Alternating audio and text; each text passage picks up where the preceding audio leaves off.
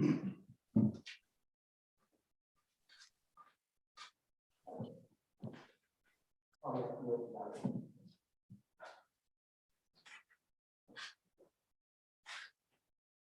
evening, everyone. Welcome to this meeting of the Harlem Town Council.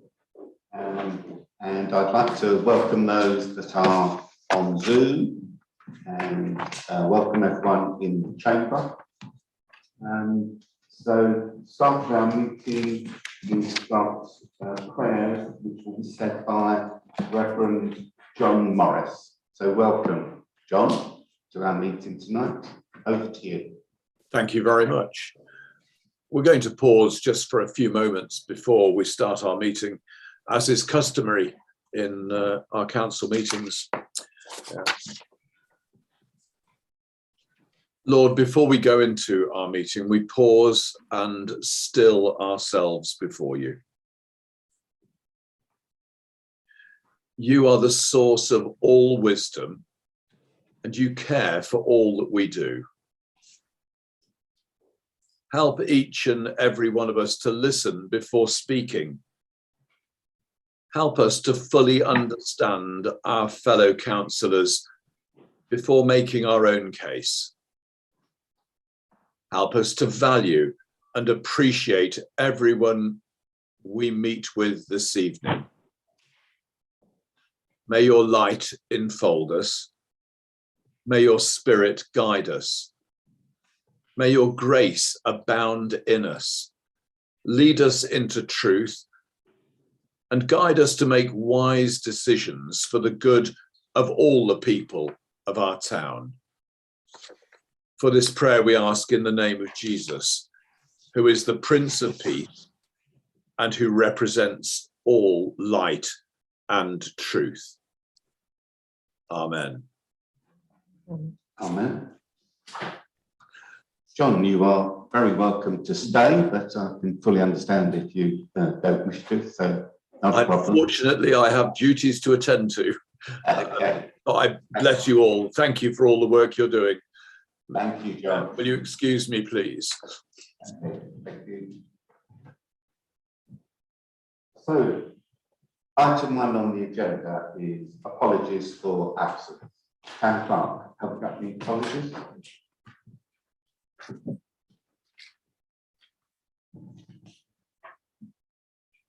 Thank you, Mr. Mayor. We have in attendance Councillor Coburn, Councillor MacLeod and Councillor Edmund, who are participating remotely, but they do not count towards quorum and are unable to vote. And we also have apologies from Councillor Wicks. Thank you. And disclosures of interest. Can I ask if you've got any disclosures of interest? We have disclosures from the borough and county councillors in terms of them being double or triple hatted. And I believe Councillor Merriweather is going to declare an interest as a member or a portfolio holder for properties and portfolios at Waverly Council. Thank you, Town Clerk. Yes, it may come up. I don't think it's specifically down there, but I'm pretty sure it will come up. So thank you.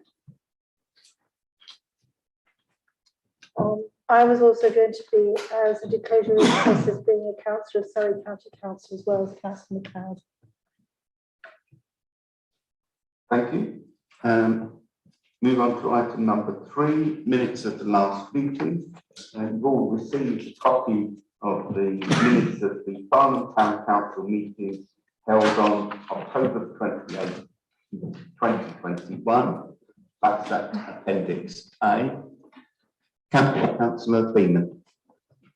Thank you very much, Mr. Mayor. A small correction I'd like to make on the agenda on the meeting of the C61/20 disclosure of interest. I was not trustee of the Hale Recreation Committee. I was the acting secretary and treasurer. The trustee of the Hale Recreation Ground is in fact the Borough Council. And in fact, so if that could just be corrected, that would be appreciated. And also, I'm no longer I'm no longer even secretary or treasurer of the recreation ground. So, but that's That would be great, that'd be grateful. Thank you. Councillor Neil. Thank you, Mr. Mayor. There's a minor typographical thing that might confuse readers, so I'll mention it on page 13, paragraph 3, line 2 is the word world, which should say would. Okay, the town clerk is aware of that. Okay, thank you. Any other corrections to the minutes? If not, can we agree those as a true and correct record? Is that agreed? Agreed. Questions and statements by the public. Town clerk, I understand we've got one question in public. Yes, Sophia Lavelle has given notice of the questions she wishes to raise, and I will just make you, you are able actually, I think, to speak, aren't you, Sophia? I can hear you, I think.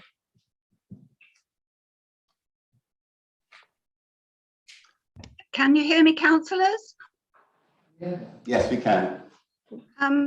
I will be brief, and thank you for allowing me to ask this question this evening. My question is fairly short, but it does come with a slight preamble so that it makes my question slightly clearer for you. My question is on behalf of the South Farnham Residents Association, and it relates to the current Surrey Hills review of the AONB.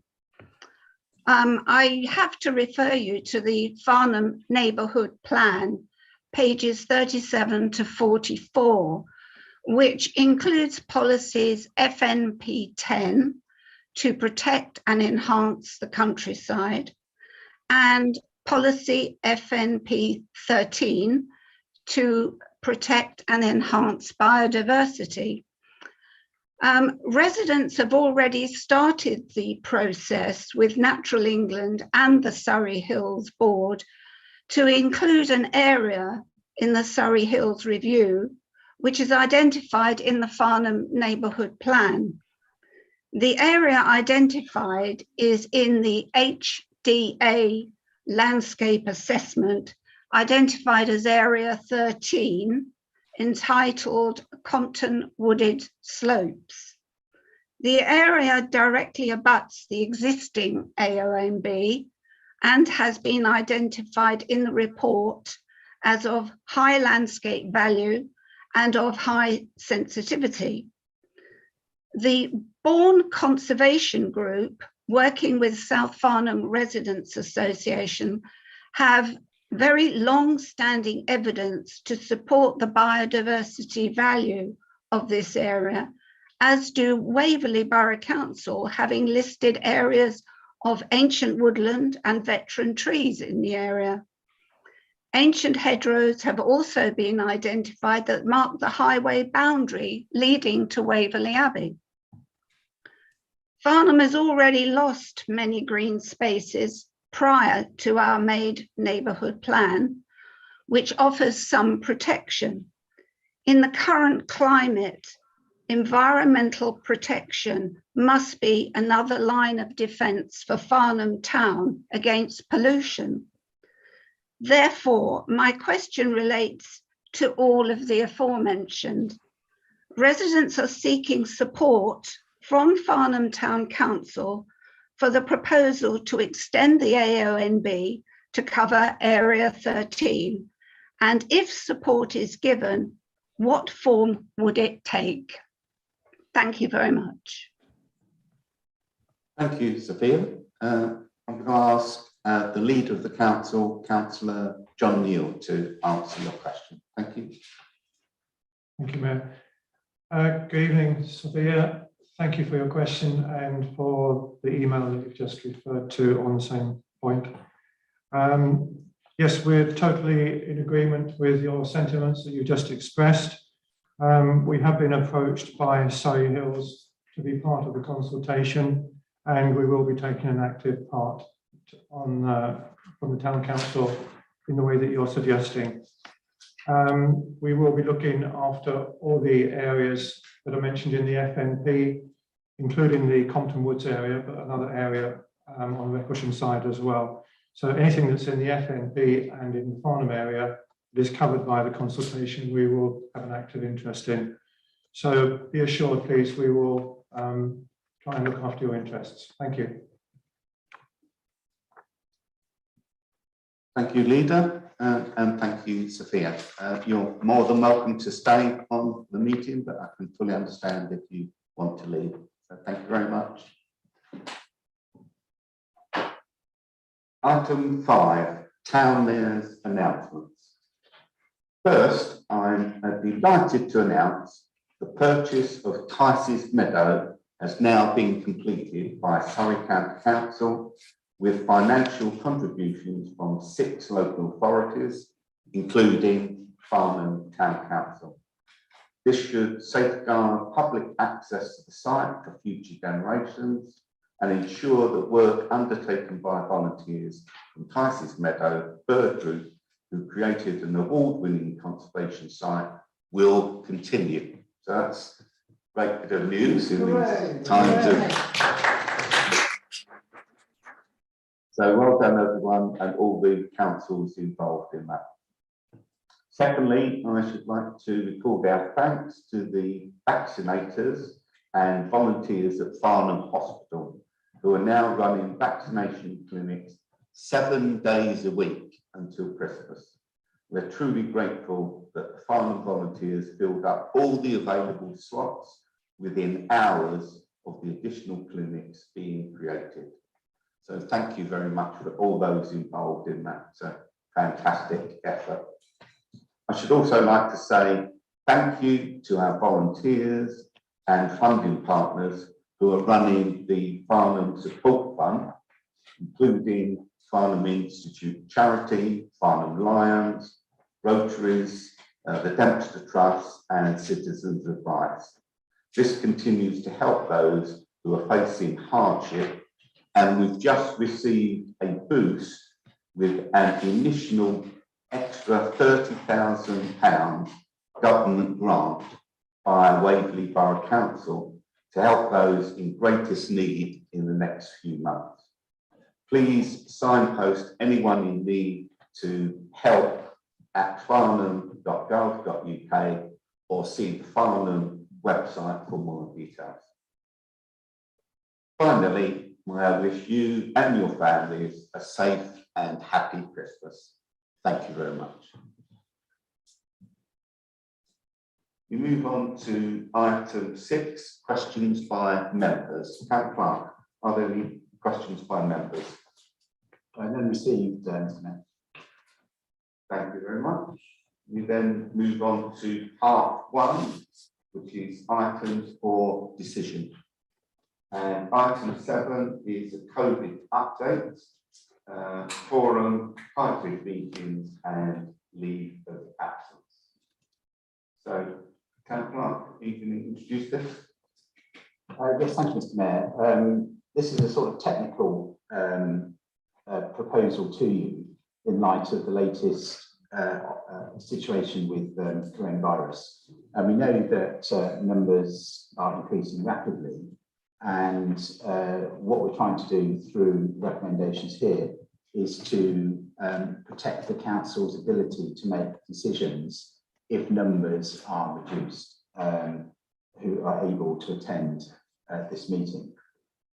You will be aware that we have a very strong quorum in our standing orders. It's actually significantly greater than the national requirements through legislation, which is for 1/3 of the council. Our practice in our standing orders is to have 1/2 + 1, so 10 councillors as the quorum. The proposal that you have before you is to amend temporarily Standing Order 8, which is about the quorum for the rest of the council year, so until May, and to go with the legal minimum quorum, which is that operated, for example, by Waverly Borough Council, rather than the current FTC higher standard. This is purely for practical purposes, and the reason specifically is if we were not able to have a quorum at the next meeting, we would then not be able to set a precept. And that's the legal requirement on this that has to be taken by full council. Government has not yet announced that it will temporarily reintroduce the ability to hold hybrid meetings, which is why our councillors who are present remotely are unable to vote. There is nothing to stop in our rules those members from speaking on items, and so the mayor is going to allow those members to speak tonight if they would like to do so, but they will not be able to vote. So that's the reason for recommendation 1. Recommendation 2 is this quirk about us operating by working groups. And at present, our practice is that members who are can only vote if they are present in the chamber. And you'll notice when you see the community enhancement working group notes that we've only done those as a note for information rather than recommendations from the working group, because there were not 3 councillors present in the council chamber. Now, we are allowed to have hybrid meetings for working groups. So what we are going to do is to amend, again temporarily, our standing orders to allow those present remotely to be part of the quorum for the working groups. And that will ease the administration of those meetings. And in practice, that's what we're doing with planning and licensing, because that's a different situation, because planning and licensing is a dead scheme of delegation to the town clerk in consultation with the planning and licensing group members, so they can meet remotely. So what we're doing is harmonising those 2 arrangements. That is potentially subject to challenge, what I've just said, but I have taken advice from the guru who wrote Charles Arnold Baker, which is the Bible that we follow for our rules of how we operate. And because we don't take decisions in our working groups, we refer all of those to council for decision, then there should be no problem with that, and we should be able to defend that if asked. So that's the reason for number 2. And then the third one is a technical one again, and that is that you'll be aware that councillors must attend in person a meeting, and if they don't do so within 6 months, then so must attend a council meeting or event or activity within 6 months, or they become automatically disqualified. Now, I don't think we need to do number 3, but the only councillor who's been unable to attend a meeting in person has been Councillor Edmonds, because he's shielding because of coronavirus. And so what we can do is to give approval for the extended leave of absence, which removes the potential for there being a challenge to Councillor Edmonds attending. Now, because of what I've said about the scheme delegation for planning and licensing, Councillor Edmonds has been an active member of planning and licensing. And so this, I believe, does not apply in any case. But what we're doing is we're protecting the position of the council and the position of Councillor Edmonds. So that's the reason for those 3 recommendations. I'm happy to take any questions. Any questions of the town clerk?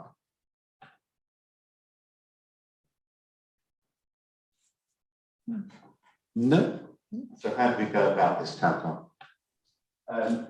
If councils are agreeable, I think we'll have a recommendation 1, which is to reduce the quorum temporarily to a legal minimum of 6. So that's the recommendation. Agreed. Agreed. Agreed. Thank you very I will much. technically need a proposal and second for each of these recommendations. So if I can take that, Councillor Atherton, all 3. Is this going to be time limited? Are we just going to say for 6 months or for 1 year? Or are we just going to say? We said for the remainder of the municipal year, which is until May. Okay. That's what it says in the end of one. Yeah. So, yeah. So Councillor Atherton's proposal.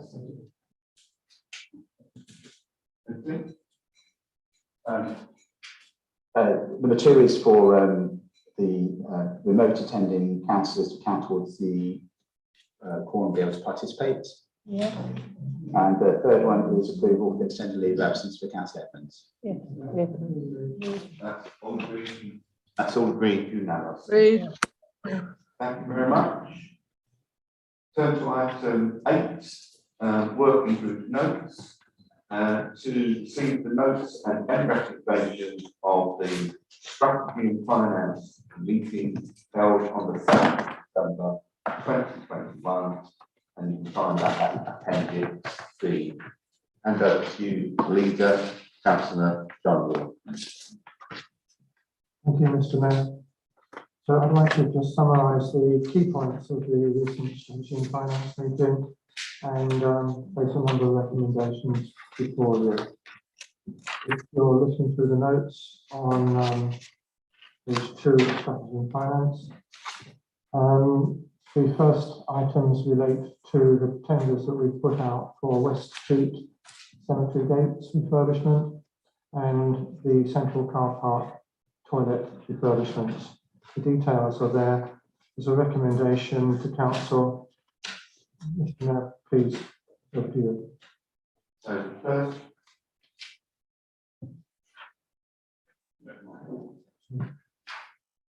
the first recommendation is it's recommended that the action taken by the town clerk in issuing the 2 contracts mentioned above be endorsed. Is that agreed, councillors? Agreed. Councillor Neil. Thank you. Okay, carrying on. A few more points then here. There's an update on the cleaning dispute that we're having with Waverly Borough Council. We are hoping to be able to resolve this by further consultation between the town clerk and the officers at Waverly. We've said we would go to arbitration if they cannot come closer to our position. And we've also said that we would seek legal action if we don't get satisfaction there, because we think we have a strong case in terms of all the details. So I just need to draw your attention to that, members, please.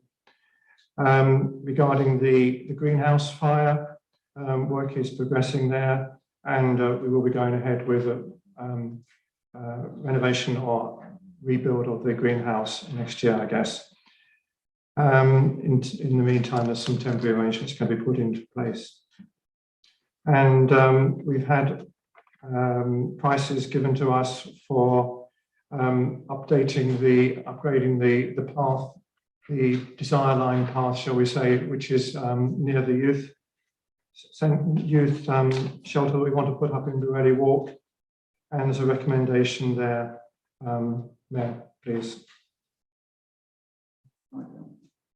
So the recommendation is to recommend to council that a sum of up to £5,000 be allocated to install the path to be met from the maintenance budget. Can I ask a question, Mr. Mayor? Yes, councillor Hess.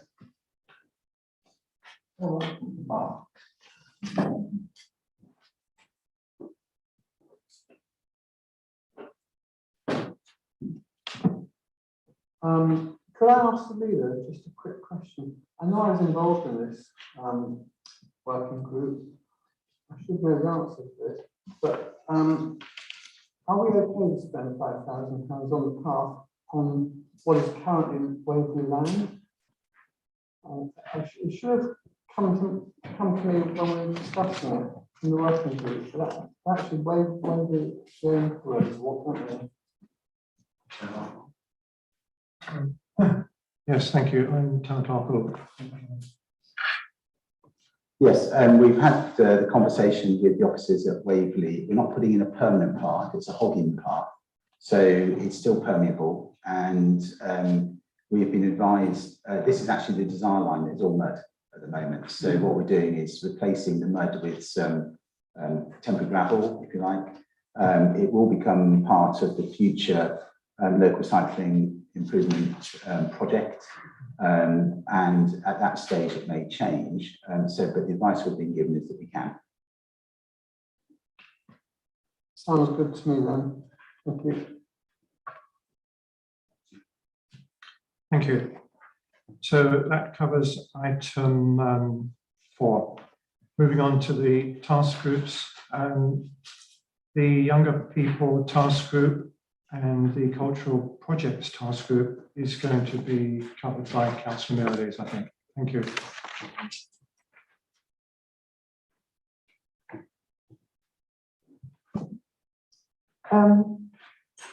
The Young People's Task Group, the shelter, I spoke to the planning officers who might pulling teeth up there, but finally, because they're busy, he said unofficially, he says absolutely fine, it should be signed off the planning commission before Christmas.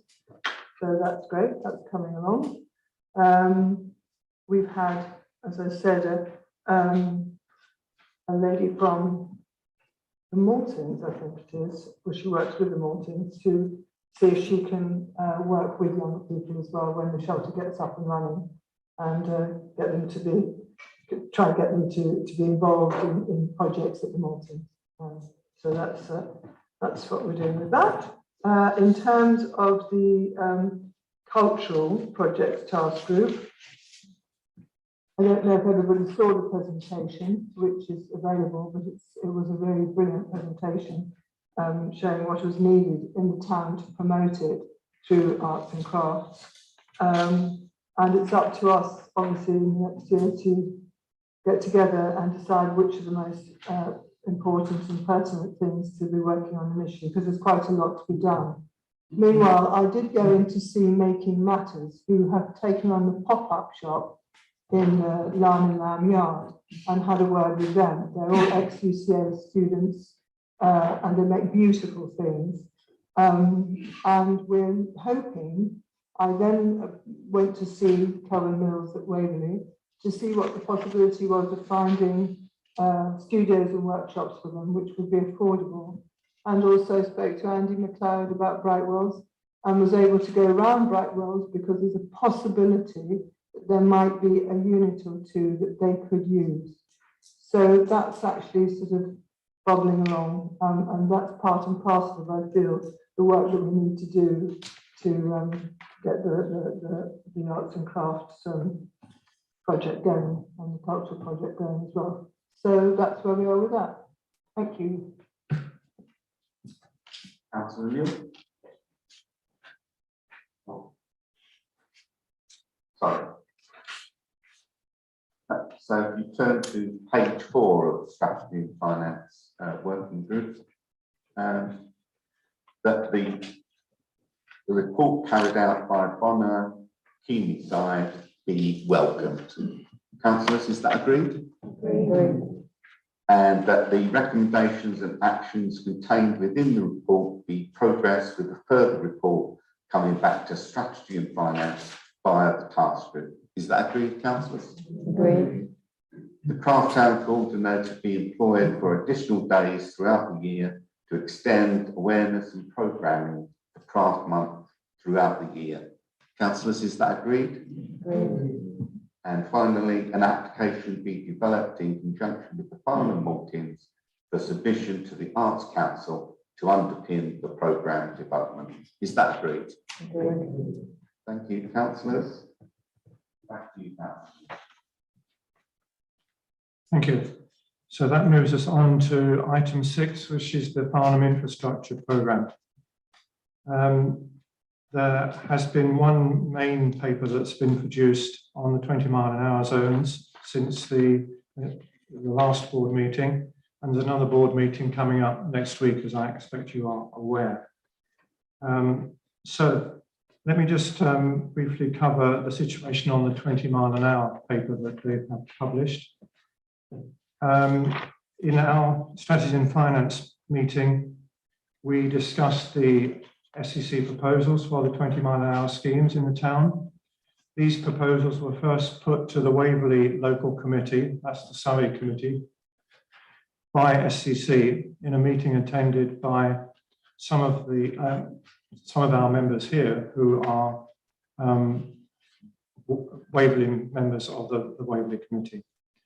At this meeting, the Farnham Waverly members welcomed the proposals in general, covering the town centre, Upper Hale and the Waden Lane area that is mentioned in the report.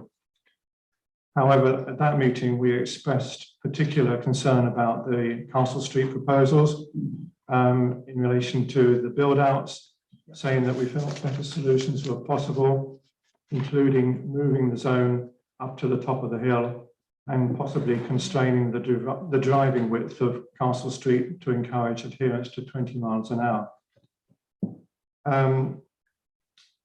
It was also expressed at that meeting that there might be an opportunity, we felt, to converge the ideas relating to the 20-mile-an-hour proposals with the short and medium term intervention, which is on the list relating to Castle Street, which is not clearly defined yet, but it obviously is being considered. So all these ideas are included in the papers of the Waverley Local Committee, those papers were also shown to our strategy and finance meeting, and they're included in the papers that you've received for tonight. So in the strategy and finance meeting, this was all discussed again from the town council's point of view, and the key points are listed on page 5 in your agenda notes. These key points have been forwarded to Surrey County Council in a report generated by our officers here, and that's appended here as well. Members also asked me to reiterate these views at the Farnham Board meeting next week, and also agreed that further discussions with Waverley Borough Council on these matters would be beneficial, especially to discuss the conservation area aspects relating to Castle Street. We might well have further discussions with Waverley Borough Council on that. There was a general feeling in the meeting that it would be useful for the town council to meet with Waverley Borough Council to discuss this from those two councils' point of view in further detail, and to discuss also the 20-mile-an-hour aspects in Wadham Lane and Upper Hale, where we've made our responses as well. I have approached Zach Elwood to have further consultations with the Waverley Council on this, and we're waiting to see whether anything else comes out on that front. Does anyone have any questions on those particular points? If not, I'll carry straight on.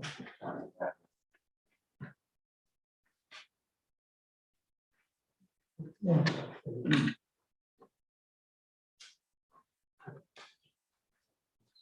There we go. There we go. I wonder if we have at any point had meetings between Farnham Council. I wonder if we have at any one point had a meeting agreed between Farnham Council, councillors only, and the FIP.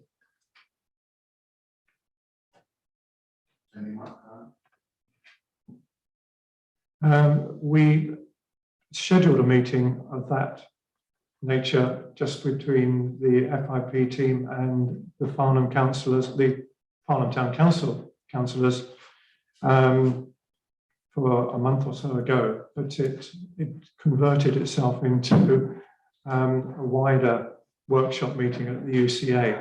So I still have the action to try and reconvene that meeting. I've also been trying to converge that meeting with an offer by the leader of Surrey County Council, Tim Oliver, and the MP, our MP, Jeremy Hunt, who both expressed a wish to come and talk specifically to the town council. Now that also didn't manage to get scheduled before Christmas because of diary conflicts, etc. But I fully intend to try and take that up in the new year with them again. Much as I appreciate the endeavours, of our MP and Mr. Oliver, I still believe it will be of great benefit to have a meeting that is entirely Farnham Town Councillors and the FIP team, without anything else to dilute the conversation. Can it be arranged, please?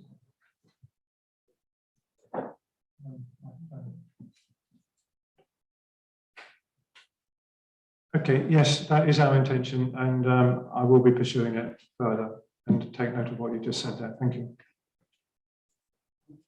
Councillor Merriam.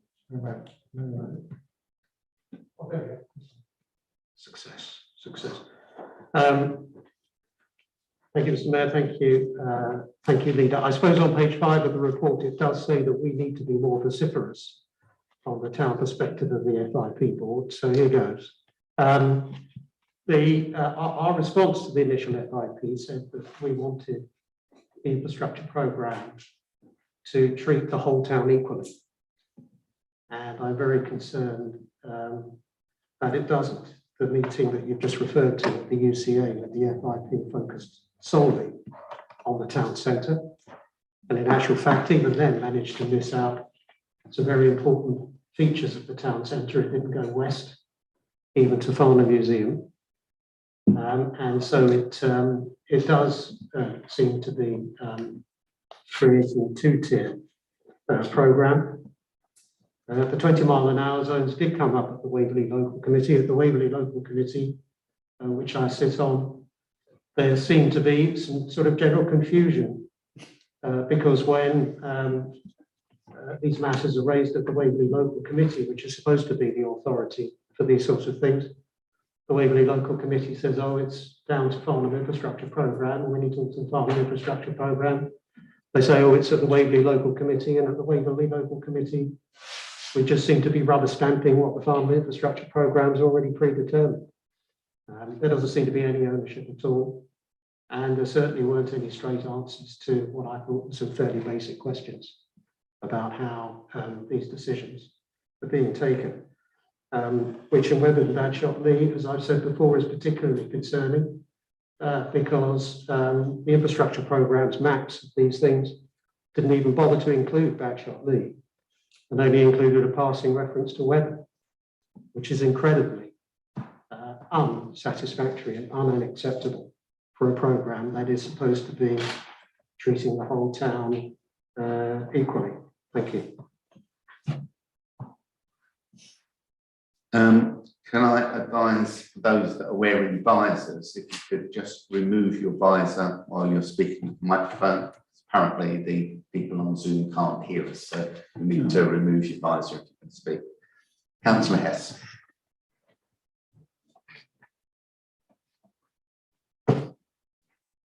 Yes, thank you, Chair. I'm very pleased that our leader is going to be more vociferous with the board when they meet. I don't think you're going to get very far with Zach Elwood for the time being, because I noticed an email today that says that he's away on leave until the 20th of December. So he'll only be back for a couple of days before they break up for Christmas. But I hear what Scotty says about an all Farnham get together. But at the end of the day, really, we've got to include Waverley Borough Council, because whether we like it or not, the heritage officer and so forth have got to be involved, and we will need to work with them, convince them that there need to be changes in Castle Street, for example, which might not sit comfortably with them, and we're going to have that negotiation and discussion, and the sooner the better. I mean, this whole thing, through no fault of our leaders, is dragging. Change was supposed to be coming to Farnham, and I really wonder when. It just seems to be in slow motion, and it seems like the months just keep dragging by. We don't see anything tangible apart from the promised 20-mile-an-hour speed limit, and nothing actually on the ground. And do you know, at the Christmas fair, I was stumbling around on the Ironstone outside Lloyd's Bank, absolutely disgusted, as usual, year after year, a shambles in the heart of our conservation area.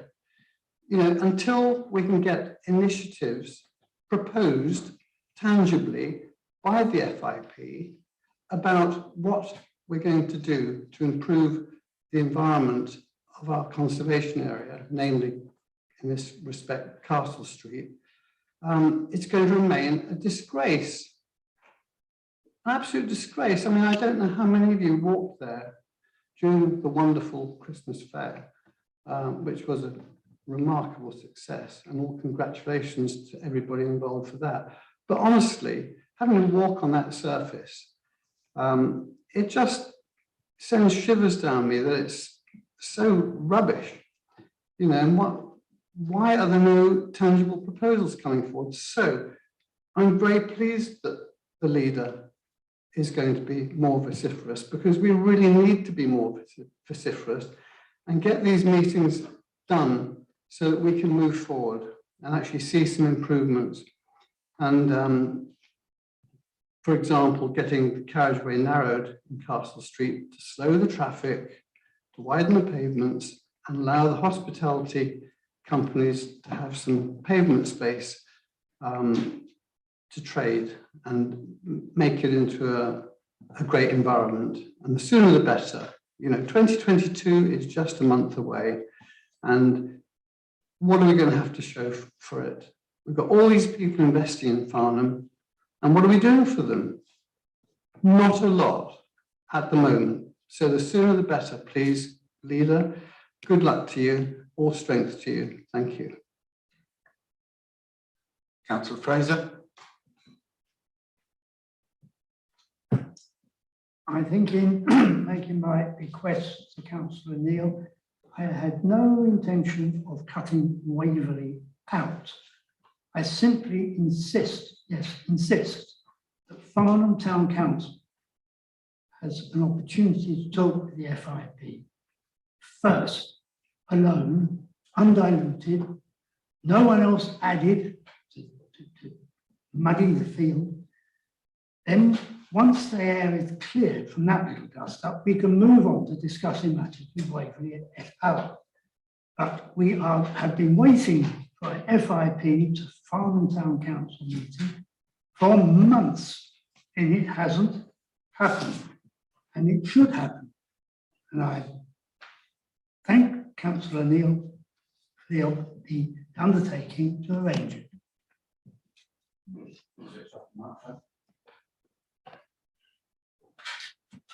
Councillor Neil.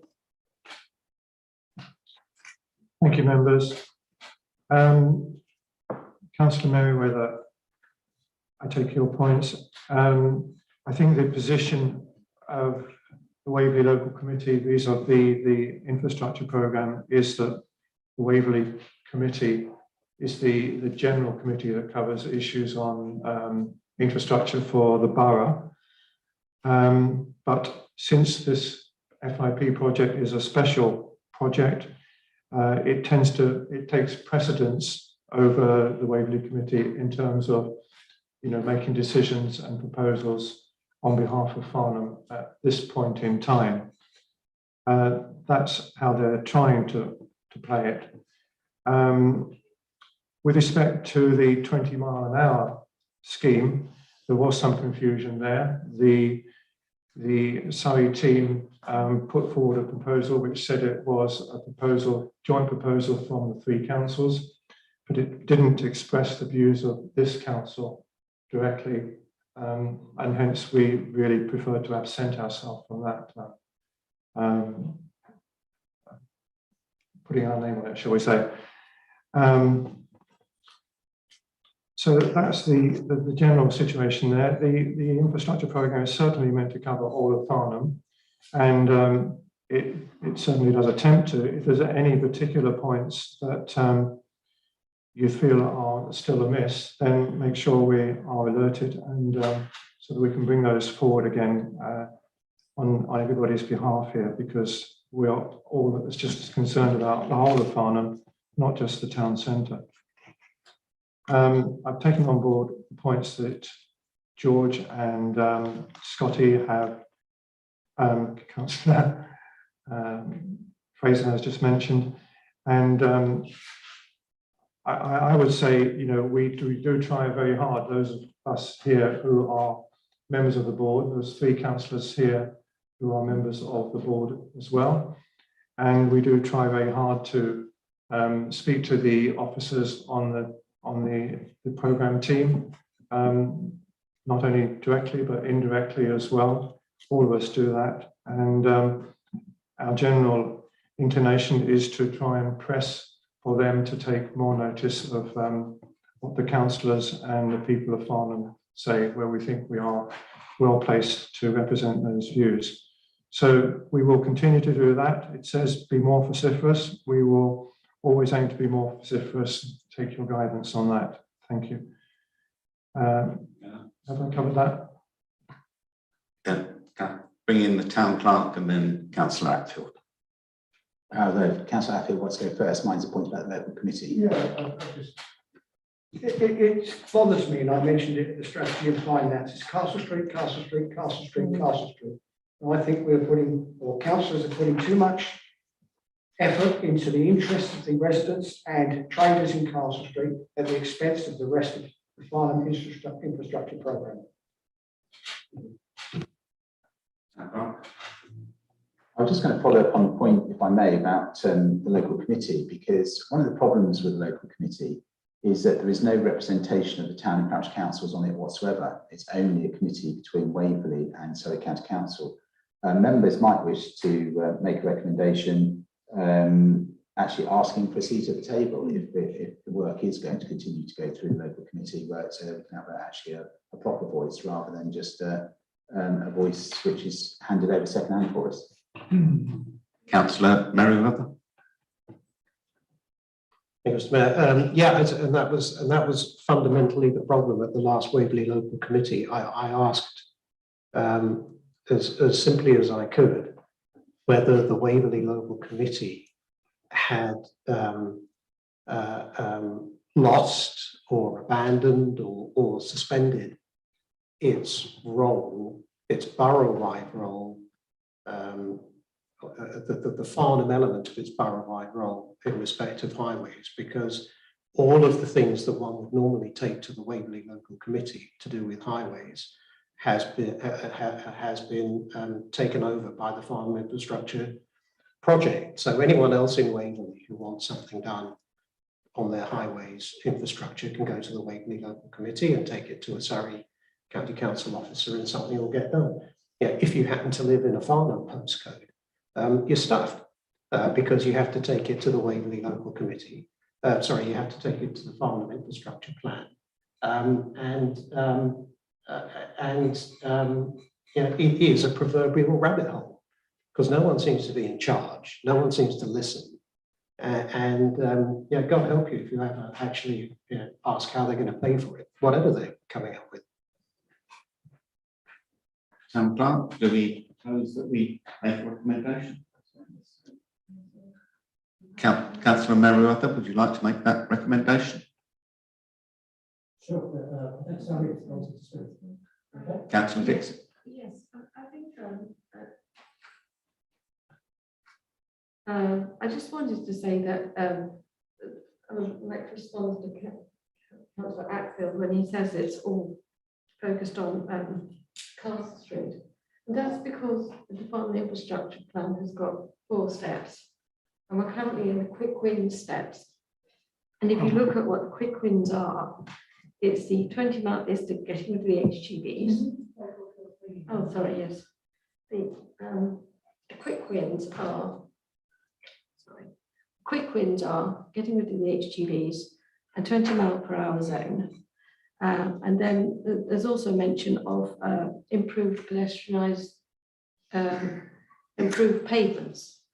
And what's actually happened is when we're looking at 20-mile-per-hour zone, they decided to put 20-mile-per-hour zone on Castle Street, but then the Farnham Town Council, led by George, have said, no, we want a cafe culture on Castle Street, and we've been successful in getting that onto the quick wins list. The one thing that does seem to have slipped off the quick wins list is the narrow pavements, which we've got all over the place. So as long as the Farnham infrastructure plan is addressing the quick wins, I'm relatively happy, because after the quick wins come short-term wins and medium-term wins, And it's important that everyone familiarises themselves with that part of the document, which is about page 80 onwards in the October version of the Farnham Infrastructure Plan, because it tells you what order everything's going to be dealt with. And if you feel that something is too far down the line, then we need to canvass for it to be brought further up. But I think actually we're doing quite well. I mean, I think we've done two things. One, we've got rid of the HGVs. Two, we've repositioned the A325. And now we're doing the 20-mile-per-hour zones. We've got a study for that. And the Farnham Town Council has been very successful in forcing the Farnham Infrastructure Programme into a cafe culture on Castle Street. So I don't see what the problem is. And I'm up for Hale. I think we're doing okay.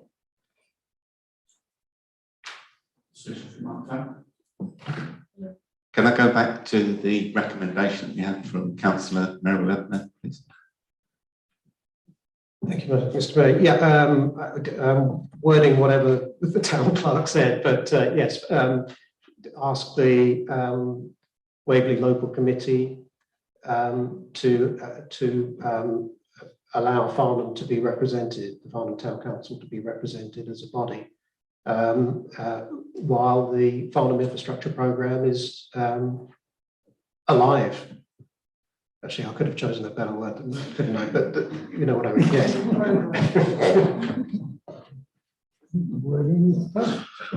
Sorry. Yeah, if we specify that it's a town and parish council representation plus Farnham representation whilst the FIP is underway, then that way we're meeting other people. Yeah. So, councillors, is that recommendation agreed? Agreed. Okay. All seconder for that recommendation? Yep. And I take Councillor Mirrlees, Councillor Beeman, Councillor Mirrlees and Councillor Coburn, if that's a hand up on your screen. Thank you. Thank you very much, Mr. Mayor. The other week in the Farnham Hill, Tim Oliver said he wanted to take the people of Farnham with him. Well, if you ask me, he's doing a very strange way of doing these things. Because, I mean, I'm particularly concerned, quite honestly, about what has been submitted to the Department of Transport regarding this the A31 scheme.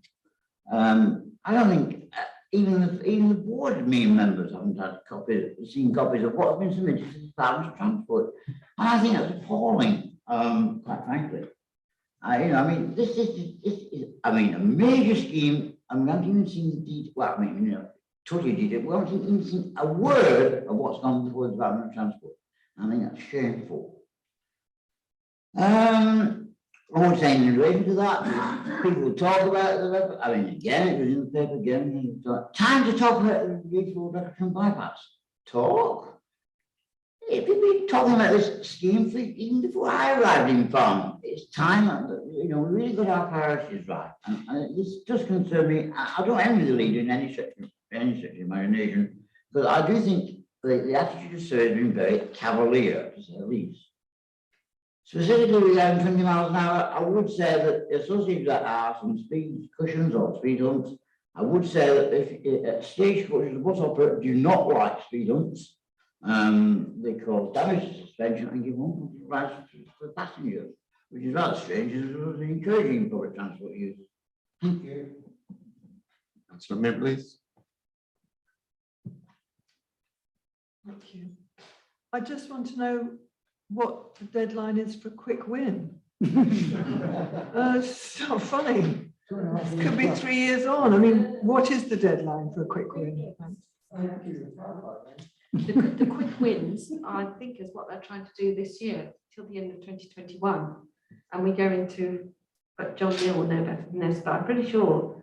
Well, and they are getting there. Really? I think so. I think we're not using the term quick wins, are we, leader? So it's now short and medium term. Can I just start going on from that, the quick win, because I know Councillor Martin came to have a look at what I hope will be a quick win, where I am, and I know that Councillor Mayweather is concerned, as is Councillor Atfield, about being out on a limb where you are. And I just wondered whether or not the 20-mile-an-hour limit that's been hopefully afforded us where I am will go ahead and will be under the so-called quick win as well. Thanks. Councillor Coburn. Thank you, Mr. Mayor, but it was actually a thumbs up for Councillor Atfield, not a hand. The thumb disappears. Okay, so I think Councillor Hess. I'd just like to answer Councillor Atfield, actually. Look, each and every one of us need to promote the interests of the council as a whole, but also our wards, vociferously, I think is the word here. So that's what I'm doing. That's what you're doing for your ward. That's what Councillor Merriweather's doing, and Kika. So we've all got to promote our particular wards. And I respect that I've probably been banging on about Castle Street for quite a while, but it is the centre of the historic part and the conservation area of the town, and it really should shine as a beacon of quality. And when you've got paving that is completely churned up, I don't even know if you've got any paving like that in your ward. Or maybe you don't have paving, perhaps you've got mud tracks. But really, we've just got to push for the best we can get for our wards and the town as a whole. And I feel your pain, and I hope you can promote your areas to get the best, because we all want you to have the best. We want the best for Upper Hale. Oh, we really do. We're not just pushing for our own little part of the town. We want the whole town to be praised. But, we've got to have a voice and push forward. But, I feel your pain. So that's all I wanted to say. Can we move on then, please? Recommendation here is... Sorry, I didn't want to leave on the impression that any of us think we're in competition with each other. I support works in Castle Street just as much as I know Councillor Hess supports work in Badshot Lee. The problem I've got is the Farnham infrastructure plan doesn't seem to be able to walk and talk at the same time. It shouldn't be one thing or the other. It should be both. And that's what we asked for when we originally signed up to this programme. So, Councillor Neil, have we got a recommendation here for this item? Steve, it's the 20 mile an hour. Yeah. So the recommendation. Smart's point. So the recommendation I've got here is that the 20 mile an hour zones in the response on pages 4 to 5 be endorsed. Is that agreed, councillors? Yep. Okay. Thank you. Back to you, Councillor Neil.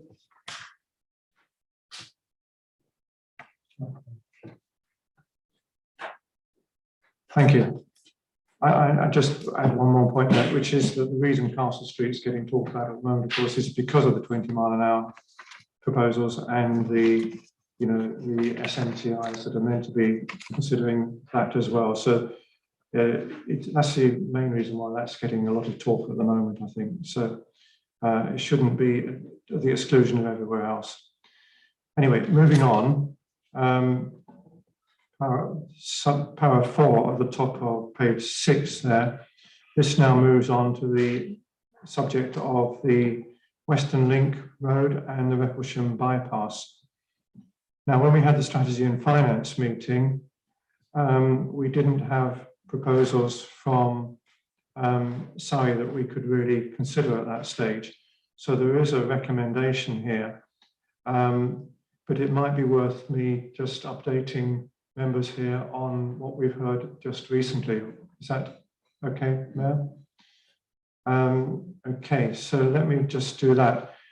The Farnham Board meeting, which is next week, has now published papers for that meeting. And there's one paper there that relates to the Western Link and the Recklesham Relief Road. Town Clerk, did you manage to copy that out? No. Okay. We have a paper there which the Town Clerk will forward to you, which is a Farnham Board paper. But anyway, I'll just summarise the key points of it for you. What they're basically saying now, this is the officers at Surrey relating to those two schemes, is that neither of those schemes really match in with national policy at the moment on new road schemes, because new policies are from government level are aimed at encouraging more sustainable travel. I think that in simple words means making do with the road infrastructure as it is and trying to find ways of cutting down the use of vehicle traffic in some way or other across the board, and hence being able to better use the capacity that is already there. Well, this is the national direction, isn't it? So that's what they're saying anyway. With regard to the Western Link Road, they mentioned the potential scheme that Scott Wilson put together, which would have proposed a Western Link Road and was for the benefit of improving the pedestrian experience in the town centre and the general road situation in the North Farnham area.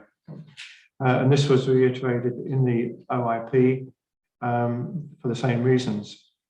But Surrey County Council believes that these benefits that would accrue are not outweighed at the moment by the environmental impact of a new road or those national guidelines that they're having to follow. So they are, shall we say, less inclined to want to push that forward. I'll come to you, if I may just finish this. On the Recklesham Relief Road, the story is fairly similar. There was a Mouchel consultancy report in 2002 outlining the benefits to Recklesham of a Recklesham bypass. The scheme is still currently on the Transport Southeast reserve list. And of course, it's also included as a potential in the OIP as well. Again, Surrey is saying that the balance of benefits versus the impacts indicate a weak case, as they put it, as standalone scheme for that, as they say also for the Western Link Road.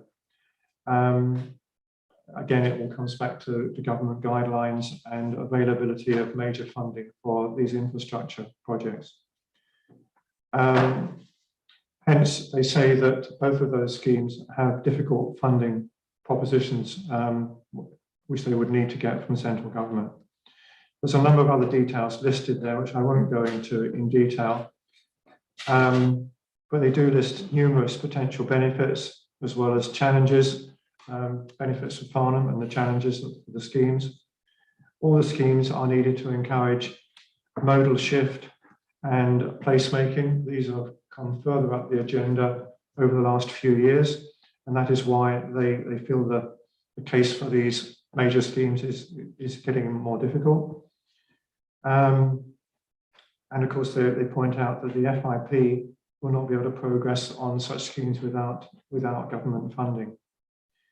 So the options that they are going to put to the Farnham Board next week on the Western Link are that they are basically putting three options to the Farnham Board members really for consideration.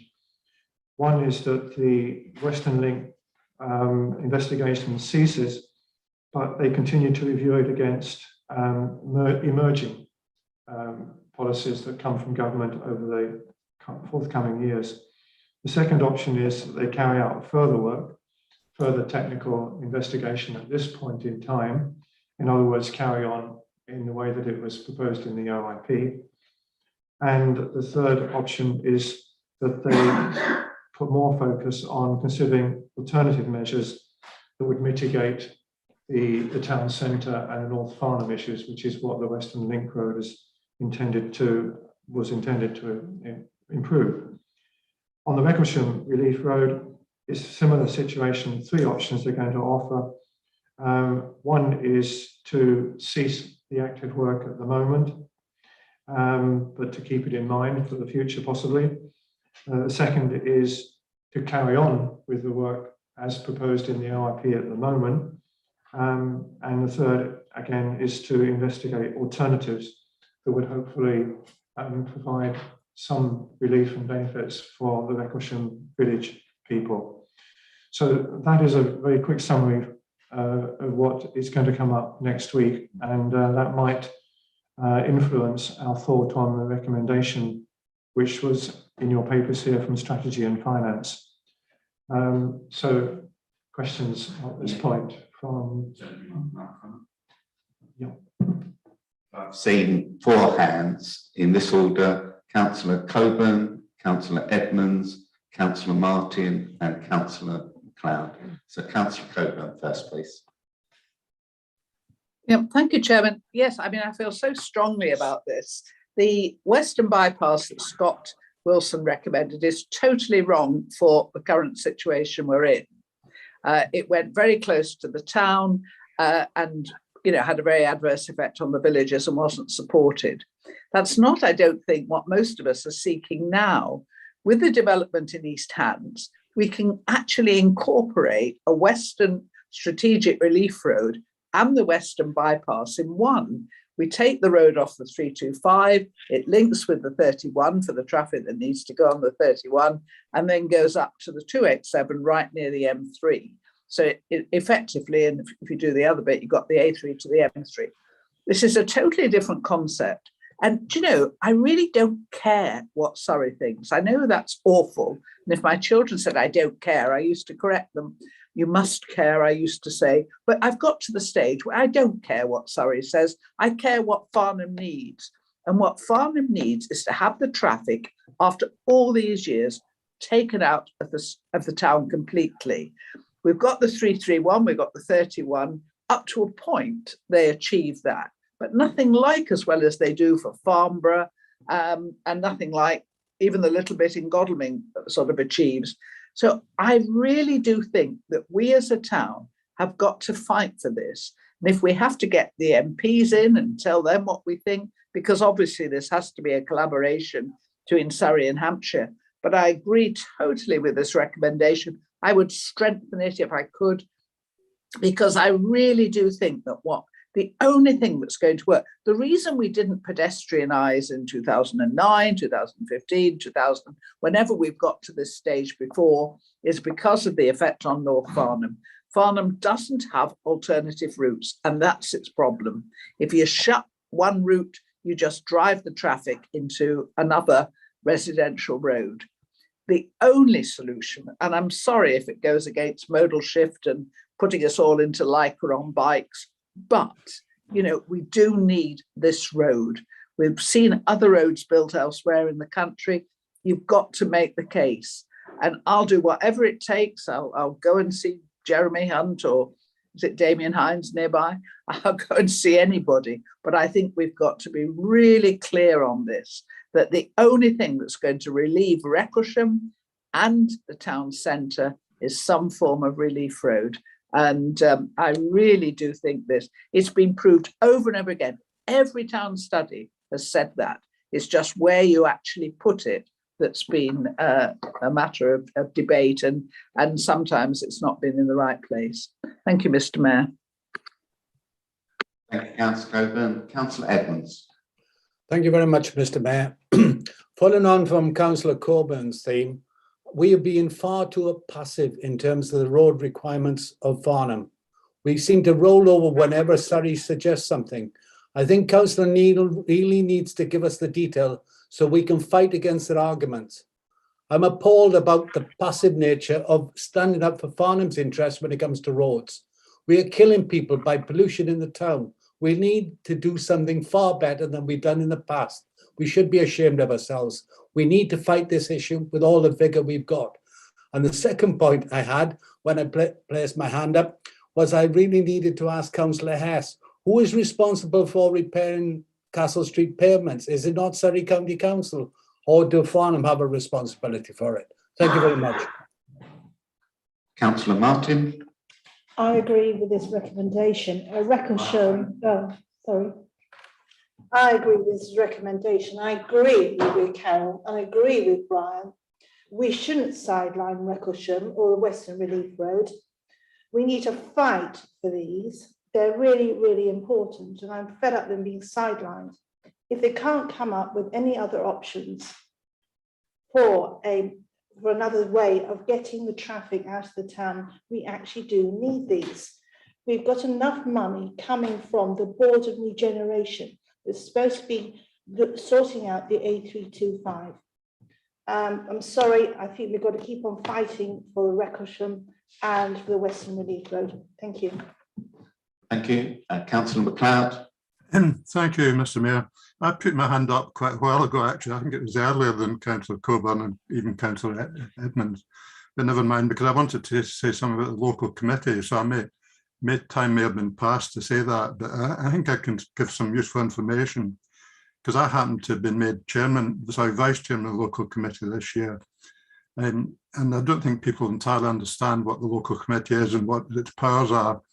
The local committee is a subcommittee of Surrey County Council, and it has delegated powers from the Cabinet to do things that are better decided locally than centrally in Surrey. So it's got powers to decide over things like parking schemes, things like the 20-mile-an-hour speed limit, and things like where EV chargers go, and also things to do with footpaths and various other things like that are best decided locally. Not all powers are devolved to local committees. Some are devolved to officers, obviously, things like roadworks and that sort of thing. But that's what the local committee is, and that's what its powers are. The Farnham Infrastructure Board has got no equivalent powers. They're not a statutory body in the same way the local committee is. That they can't take any of these decisions. These decisions that are delegated to the local committee have to be decided by the local committee. So the 20-mile-an-hour limit, for example, will have to be dealt with legally through the local committee. And there's a consultation going on right now. In terms of the suggestion that the town council should be represented, that seems to be a good idea. But I'll point out that there's already borough council representation, and there's a number of borough councils on, because it's a Waverly committee. It's a Waverly committee. But the problem, I guess, if we have Farnham Town Council represented, there's 4 major settlements in Waverly, including Farnham, and there's a whole load of smaller ones. So you'd have the problem that probably every parish in town would want to be represented. But maybe that could be done in some way by, a number of them being represented. I don't know, but that would be the problem, I think, possibly, with asking for representation on the town council asking for representation on the local committee. But I don't see any reason why the town council shouldn't request that representation. But that's what the local committee is. That's what's, as I understand it, and I'm only recently chairman, but I'm fairly sure I'm correct in what I'm saying.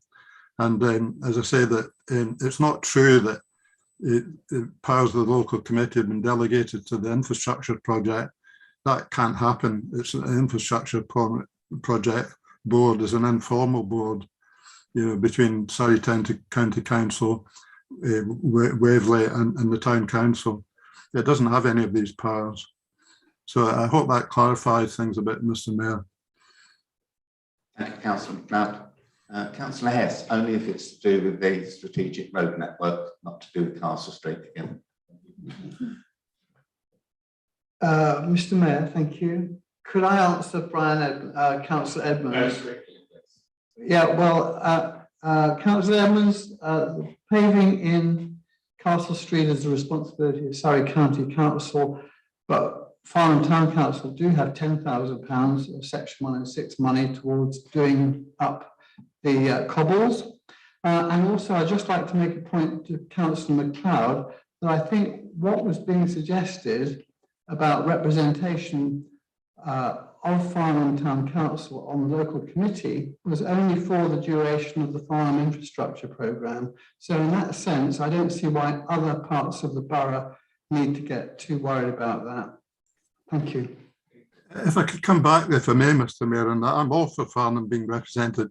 In fact, I'm asking for Farnham Town Council to be represented on the Brightwells board, which they haven't been up to now, and I hope that they'll be represented at the next meeting. So I'm all for the Town Council being represented, and if a way can be found of doing it, I would totally support it. I'm just pointing out that the Town Council is one of about, probably the Town Clerk will know exactly how many parishes there are in Waverley, but I think there's between 20 and 30 parishes in Waverley. 4 of them are major parishes, if you like, and the rest pretty tiny. But if a way can be found of doing it, Councillor Hurst, I would support it. Councillor Bingham. Thank you, Mr. Mayor. Just a quick one. I'd like to strengthen this recommendation by taking out the words that if the strategic Western Link Road should not be considered possible, because that's almost like admitting defeat in it. And you start saying, given the importance of connectivity between the A3 and M3, Farnham Town Council seeks agreement for Surrey County Council so the strategic link road kept as a priority on the major road network programme, and also seeks collaboration with Hampshire County Council to achieve this objective. I'd like to remember. Yes. Change the recommendation. Councillor Dixon. Yes, sorry, the thing that jumps out at me is that it says that the Atkins report is saying that they can't show an environmental case for Western Relief Road. I'm wondering how they can't make an environmental case, given that the borough has got like the worst air quality in, you know, I don't know, in Surrey, in London. We've all seen the numbers, they're terrible. So obviously the environmental case they're taking doesn't include air quality numbers or air pollution or anything like that in the centre of town. So I think if, John, I would ask you, when you see Atkins' report, which I don't think I've seen, or I don't know, can you scrutinise the environmental case? Have they just said, okay, we're going to put tarmac across the fields around Dora's Green, that's no good? Whereas the bigger picture is it'll take cars out of the centre of town. And so I'd like to know when you get to this meeting to query that a bit more, perhaps. Thank you. I'll go back to the recommendation then. Town Clerk, did you get the gist of that amendment now? Yes, I did, which will be deleting the words up to the word given.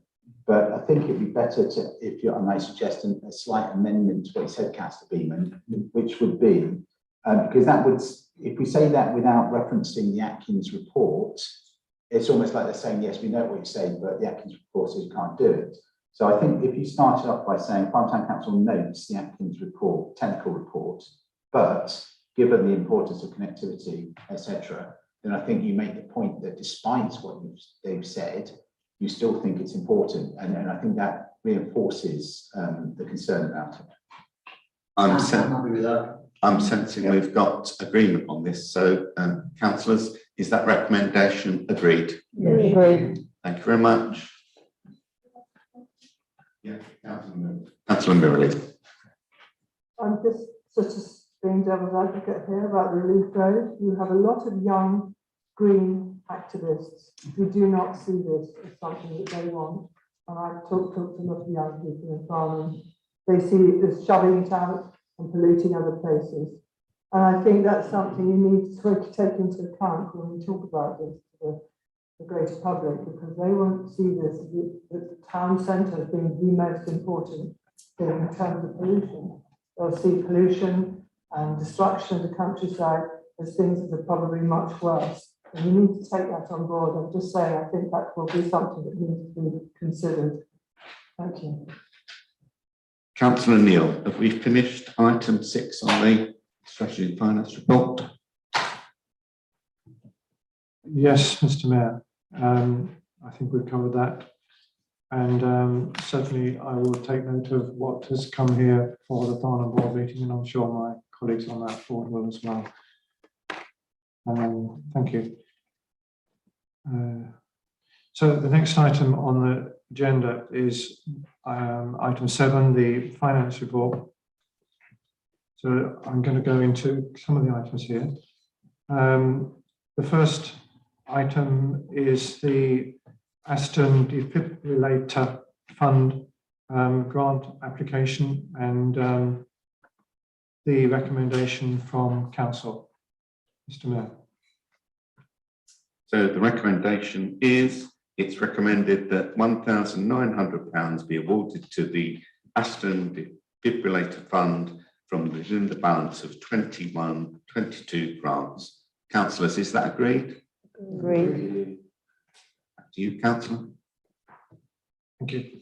And the second item relates to the French and Ponds saleability scheme, where they have made a request for a grant as well. The details are there. There's a recommendation on that one as well.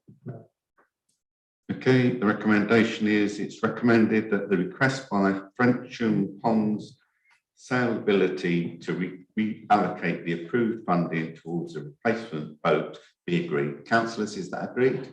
Agreed. Thank you very much. Councillor Neil. Thank you.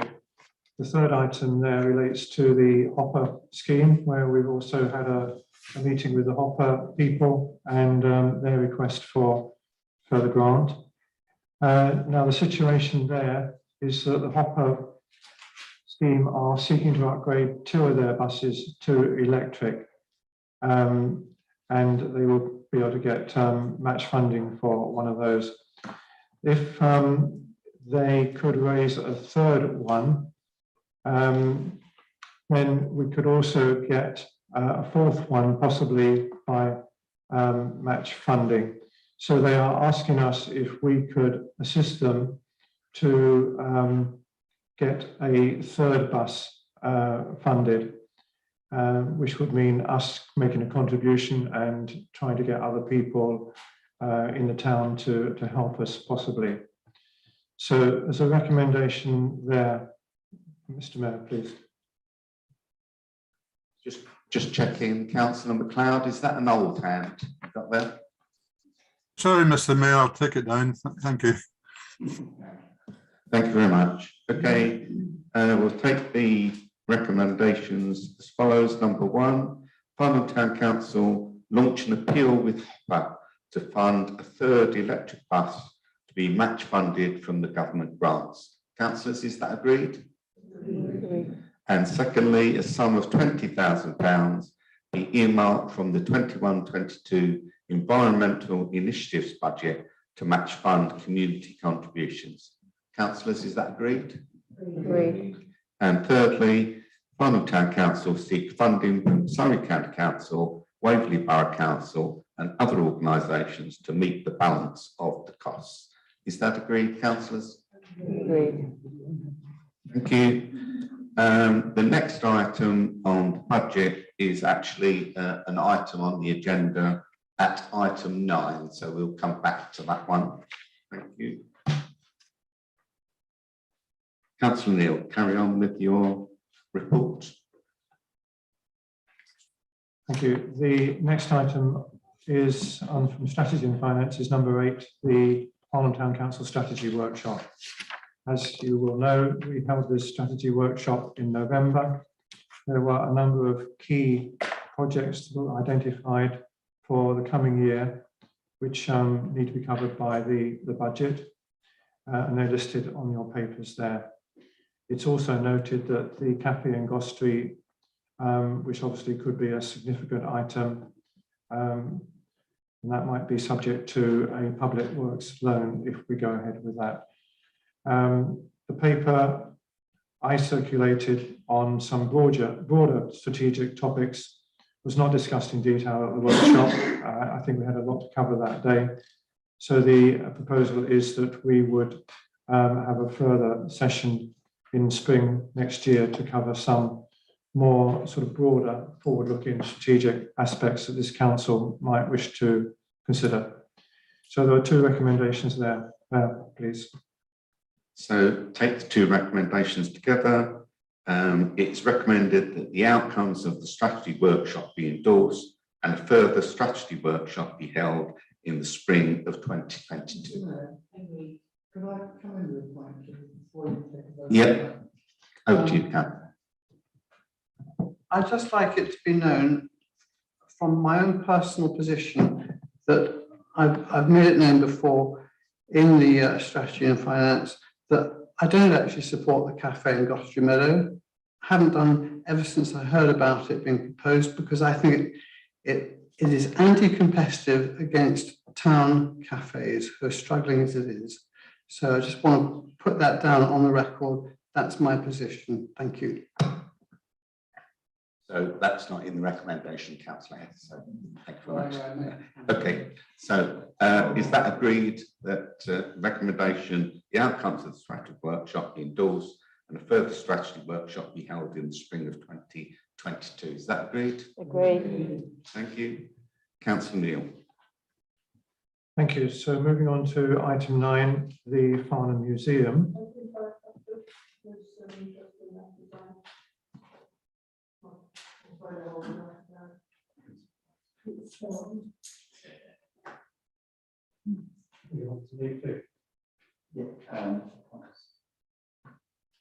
Yeah, there is. I think it's easier because that's what I've done before. I did speak with the monitoring officer, and he said technically it could be a non-pecuniary interest, but I think for the avoidance of doubt, it's probably better if members are happy to leave the room.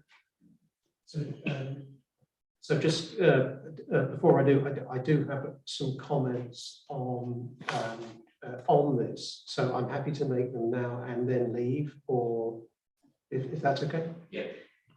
Okay. I'm not going to go into any detail, but I do know that the leader has circulated a revised draft paper outside of these papers, and I will circulate some comments, but I was sorry to see that it contained several errors of fact and was incomplete in 2 major respects. It does not mention the stakeholder summit that was held in September 2019, which was attended by not only the leader, but also members of this council in their capacity as members of this council, but also all of the stakeholders that we could identify who chose to attend. And it also doesn't mention the session that this council had, this dedicated session that this council had in February 2021, specifically to discuss Woolmer House. And so I just wanted to remind everybody that specifically that those 2 events had happened, and I'll circulate some detailed notes about that afterwards. Thank you. Just to add that paper you referred to, Councillor Merriweather, will come up in the January Strategy and Finance meeting. Councillor Neil. Thank you, Mr. Mayor. I take note of the points that Councillor Merriweather has just mentioned there. Obviously, we're trying to put together a paper that brings together all the things that have happened in the past, and there's no reason why they shouldn't be mentioned as well. Those 2 points. Now, so the museum and Woolmer House situation has been covered by the Strategy and Finance meeting, and there's been a separate task group here, a small task group consisting of myself with Councillor Hess and Councillor Evans, called the Museum Task Group to front up the Town Council's view. We have met, and the paper that I have circulated sort of brings together some various things there, but we haven't made any decisions on that paper. We are minded to wait at the moment and see what is coming back from Waverly. So we haven't tried to take that through the decision-making process, and it's not presented here for decisions. We're still welcoming any input that other councillors wish to make on that whole subject, because it's quite a big subject, as you can see. What's going to happen next? There's a workshop being put together by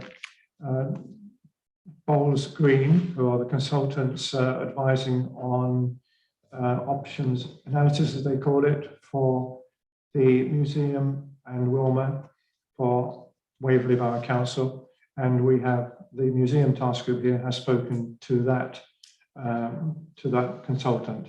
That was a very constructive meeting, and that was fine. So they broadly know our views.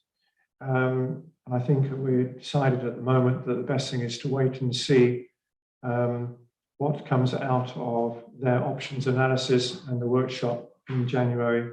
And this council will take a view, I think, after that. I think Councillor Evans would like to.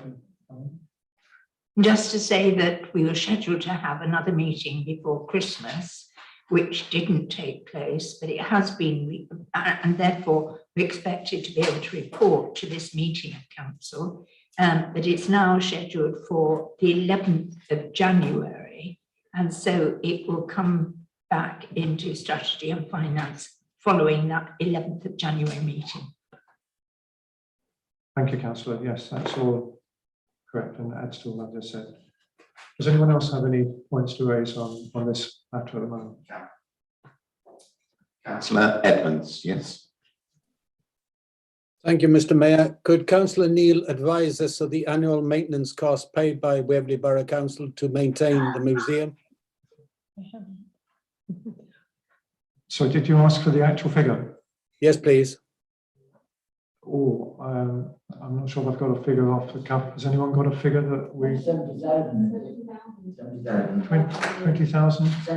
70. Oh, that's the scaffolding figure, is it? No, that's the grant to the museum. Oh, sorry, yes.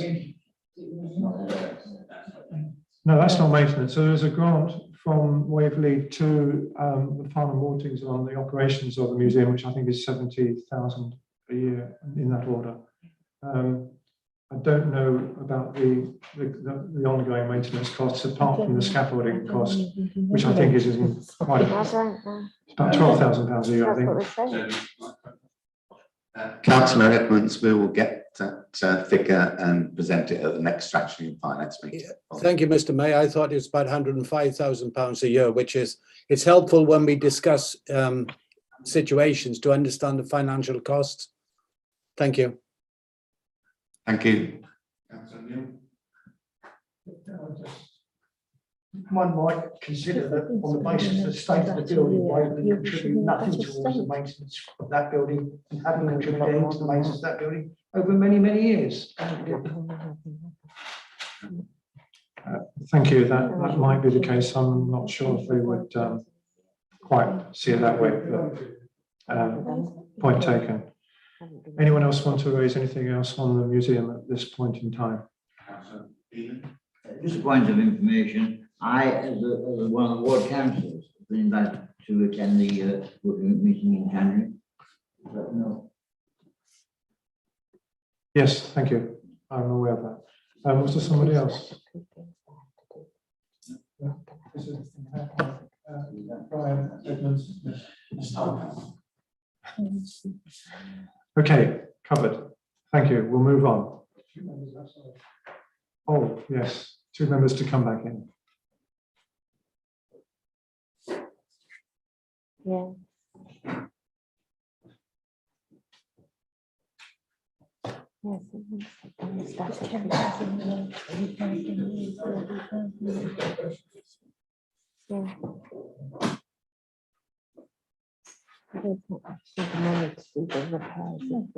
Okay, I'll move on to item 10, the consultations. So there's three items mentioned here very quickly. The Boundary Commission review. The Town Council has put in its own submission to the Boundary Commission, and it's broadly in line with what the Borough Council is putting in as well. The Borough Council, after a lot of discussion, including with members here, has put in revised proposals to the Boundary Commission relating to the Farnham area, which is of our particular interest. And as I'm sure you know, there is the proposal that's coming from Waverley is to have 8 wards 2 councillors each, with balanced numbers in those wards. And there are some maps available showing how that could be achieved. But we have to wait and see how the Boundary Commission responds to that, because it's ultimately in their decision-making front.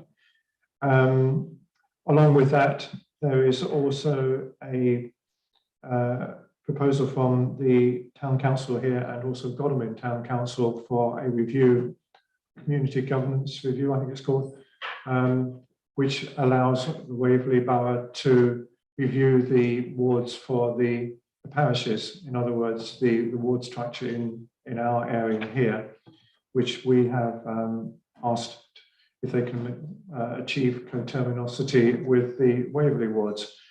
And that is also being pursued, and that has been accepted by Waverley as a way forward.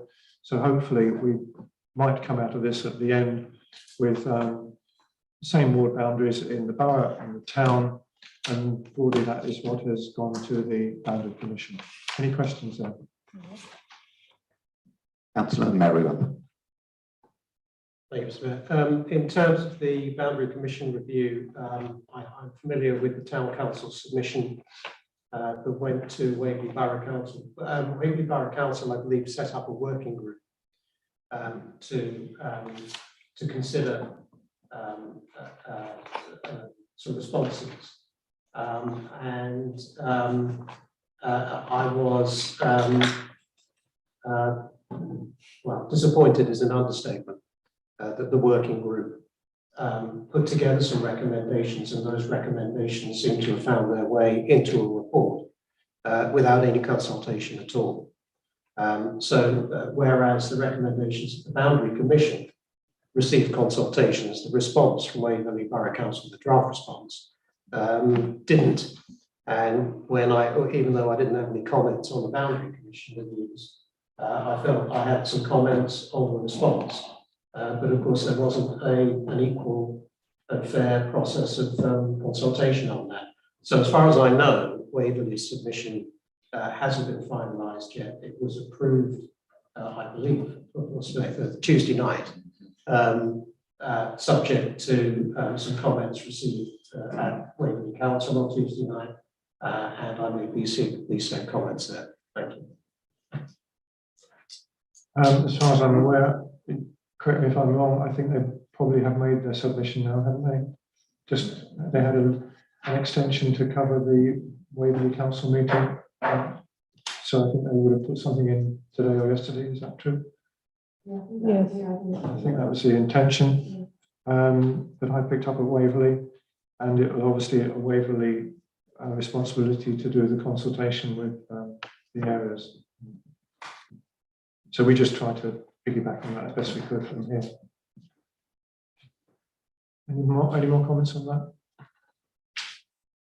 Okay, let's move on to the second item that's mentioned here, which is the working group on Surrey Hills AONB, which was mentioned in the members from the public question earlier on. So we are going to be an active participant in this, and we've made our request known to be involved in that to the Surrey Hills people. The working group also noted that the local transport plan for, which is a Surrey County Council document, the progress of that has been somewhat delayed, we understand, because the Surrey County Council wants to find a way of getting greater engagement with the people of Surrey. I don't think it had sufficient engagement as they saw it from the public and the other public bodies to feel comfortable that they should just go ahead where they were. So that's the general situation there. I'm sure it is still in play and will progress one way or another. Okay, I think I've finished that. Any more points anyone else want to raise on things I just mentioned? Thank you very much. Yeah, I'd just like to make a short comment on the transport plan forward. I mean, at the moment, the government, in a blaze of glory, So we're going to make buses better, and they put forward £3 billion to improve bus services. And in fact, all the counties have now submitted a bus service improvement plan, including Surrey, which is, I think, done by Atkins, which is quite incomprehensive. And it's supposed to be an evolving plan. But as one would expect, of course, every other county has put in their bids, and in fact, the £3 billion is overspent 5 times over at least. And of course, on top of that, in Hampshire have already said in a meeting that I chair that they're going to reduce their level of support and they'll be compensated by money from the bus service improvement plan. Now, I personally think that if we want some money from this bus service improvement plan from Surrey, from the crumbs that fall from the table, then we want to ask for some specific proposals. And I have in mind, I've got some things in mind from my own basic areas, which I'd like to put to the Strategy and Finance Committee for endorsement by the Town Council in due course. Thank you.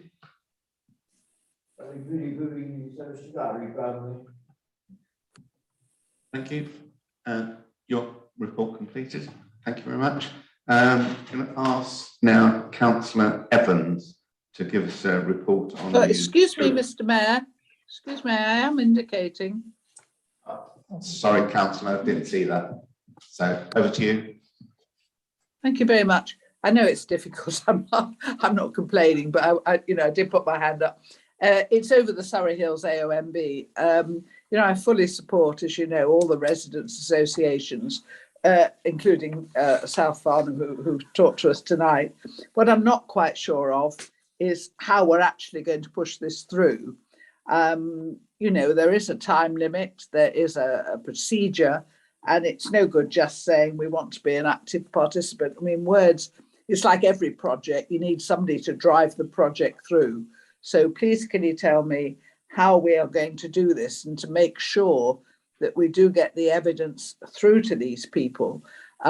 Waverly, we'll come on to this later, but has weakened national designations by its site allocations. So we are really going to have to work hard if we're going to protect the green spaces on the edge of Farnham.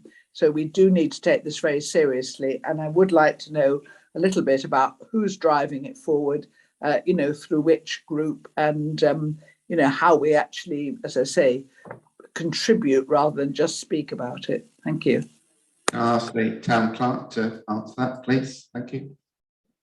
Councillor Coburn, I think you're aware that I did send a letter to them and referenced firstly the pages in the neighbourhood plan which specify the areas that we're most interested in.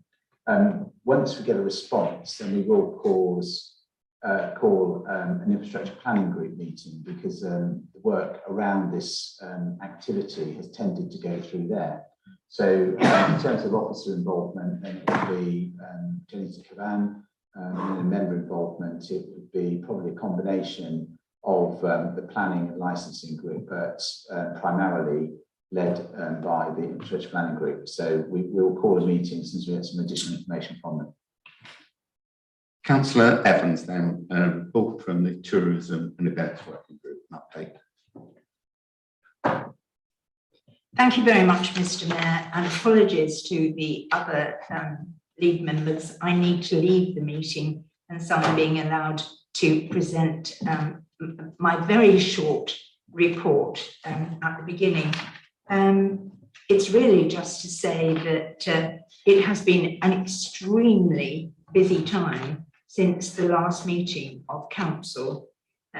Particularly, we've had the food market, fantastic support. We've carried on with the farmers markets, and they have celebrated 20 years during this period. We've also had the Christmas market, which again, for those councillors who were there on Sunday, they will appreciate just how much work, how much support there is from the town. So I would like to give a formal thanks to all the staff, and particularly to Oliver Klasky, who has organised these events, has put in many, many hours of work. But also I'd like to thank all the volunteers who have given us their support for what we have managed to achieve. So thank you to the council, but thank you to the other people with whom we couldn't produce these things. Thank you, Mr. Mayor.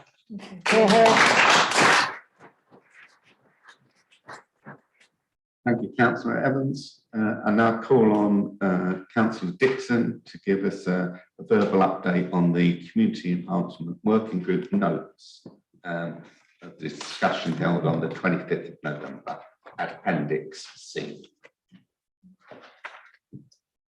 Sake of brevity, I won't go over the notes which you will have read.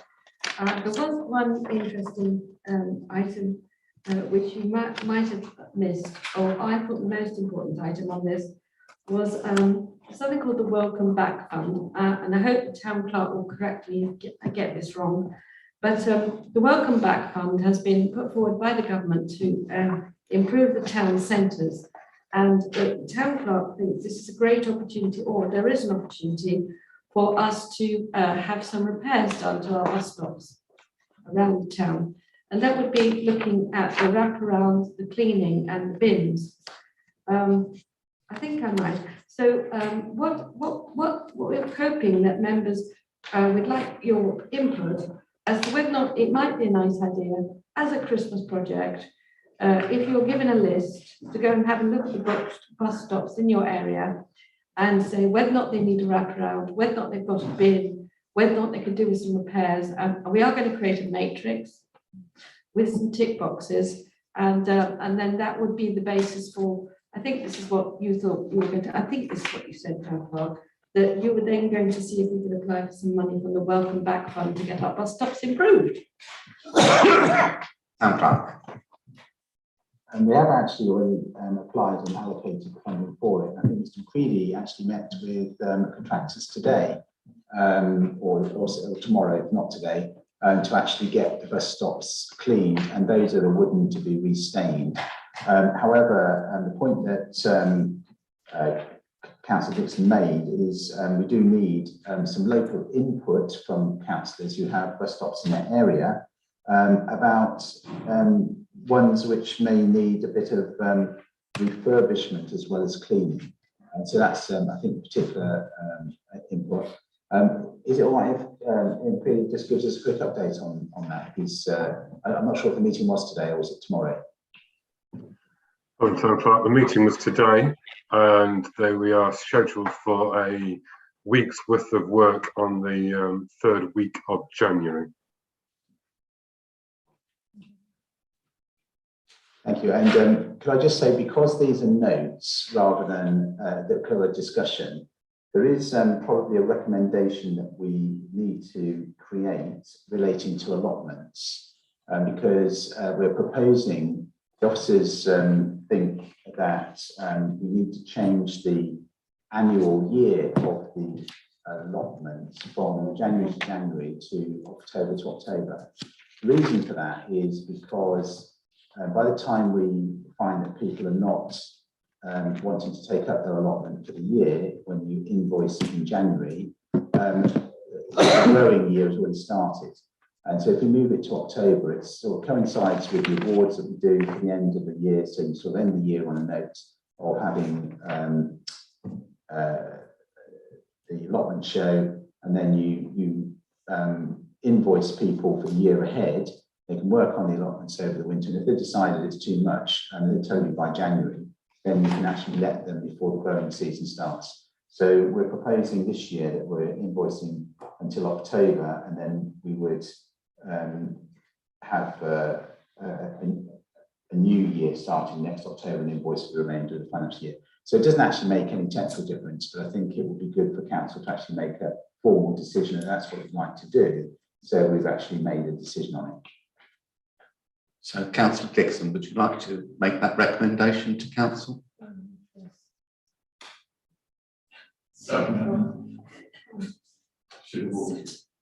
Recommendation to council that we move the billing date for the allotments to October to allow to fit more in with the seasonality of the crops. Do we need a? Second, please. I propose. And you. So councillors, is that agreed? Agreed. Thank you very much. And we move on now to cemeteries and appeals work. Yeah. Oh. Can I say something, Mr. Mayor? Yes. I was indicating before you said cemeteries and appeals, and we'll go over to Mr. McCready, but we did do a long time ago. I'm all for asking ward members to come up with, you know, information, and we did do a long time ago a sort of general request for all the things that were right or wrong in our wards, and I wonder whether we couldn't do a slightly broader look from the community enhancement point of view for things that are right and things that are wrong in our own wards, and actually then either chase up the guilty parties if they're not doing what they should do, or the things that we can actually contribute to, we could put in as part of the enhancement. Because I feel it's a long time since we've actually asked ward members for, you know, a description, if you like. I can't remember the last time, it'll be on record somewhere, a description of our wards and what's right and what's wrong. Thank you. Clark. Excellent idea. We always value council's input, and I think if it's done on a coordinated basis as suggested, that'd be great. And the good news is we have a little bit of money in the environmental initiatives budget, which we could spend this year in doing some of those changes that councils might come up with. So if we could have that as holiday homework, and perhaps bring ideas back for, shall we say, mid-January, would that be acceptable? Is that agreed, councillors? Agreed. Thank you. What sort of planters, bus stops, that kind of thing? Things that need to be improved in your wards, and we'll send a note out on a table. Perhaps we'll get the Bloom team to send out a note which suggests the list. Councillor Mirrlees. Can I ask, I was contacted by people who had allotments who said that they wanted some form of netting or fencing, because they said not only a deer getting and eating their stuff, but also other people are nicking their things. So are we meant to be liable to do that, and can we do that? I will ask Ian Creedy to comment on that, but I think the simple answer is no. The deer problem we had at Six Bells no longer exists. That's really it, really. Didn't shoot it, did you? End of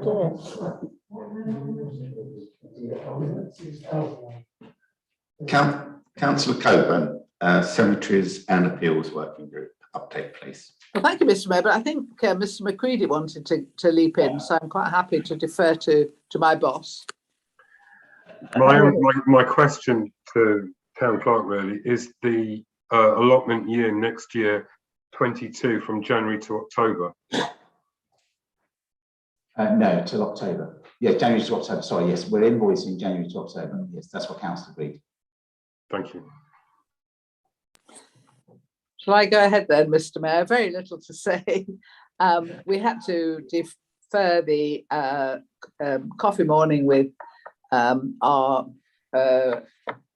funeral directors, which has always been a great success, but with one thing and another, we're hoping to put it, hoping to again reorganize it for a COVID-free spring, or maybe summer, or maybe autumn, but anyway, sometime in the future.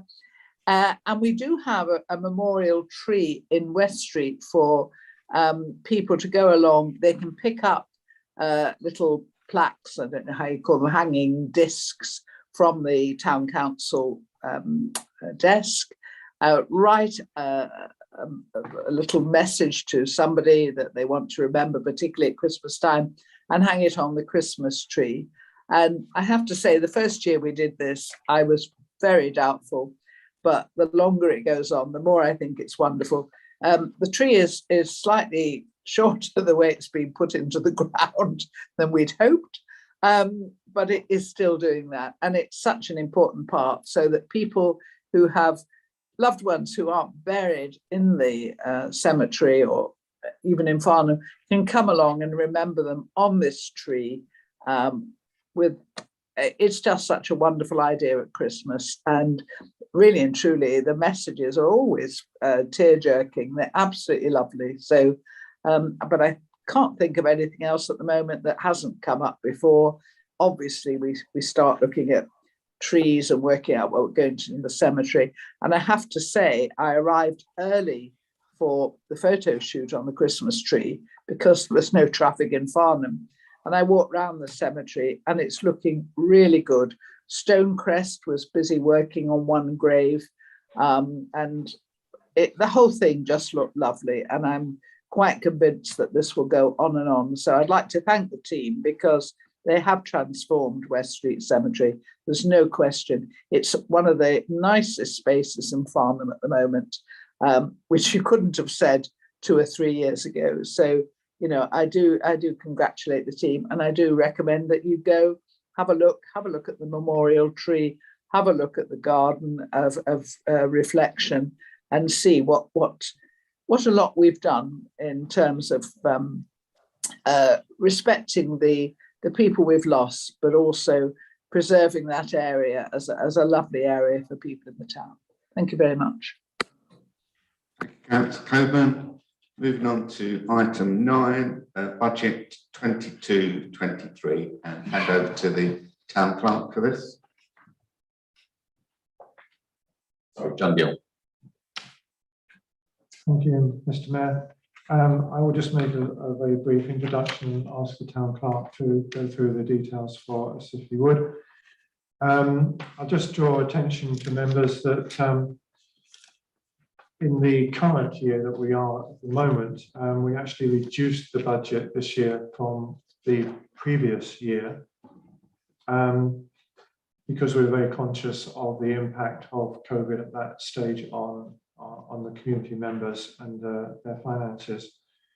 The proposal that is coming up this year is in the order of 5% more than this current year, which of course is very similar to the inflation figure that the national inflation figure, which is going to affect us anyway because of increase in staff costs and national insurance and all the other things that have cost increases going with them. So that's a sort of one overview of the situation. I think it's fair to say also that the town council enjoys a lot of support from the community at the moment, and if anything, they would probably encourage us to try and take on more responsibilities. But the budget that's outlined here does not try and push the boundaries specifically on new activities. It is a prudent budget which is looking at continuing the things that we do this year with a few changes, obviously. And that's broadly the background. I'm going to ask now the town clerk to expand upon the details. Thank you. Thank you, Leader. I'm not going to say very much. You've got a detailed paper attached at Appendix D, page 23 onwards.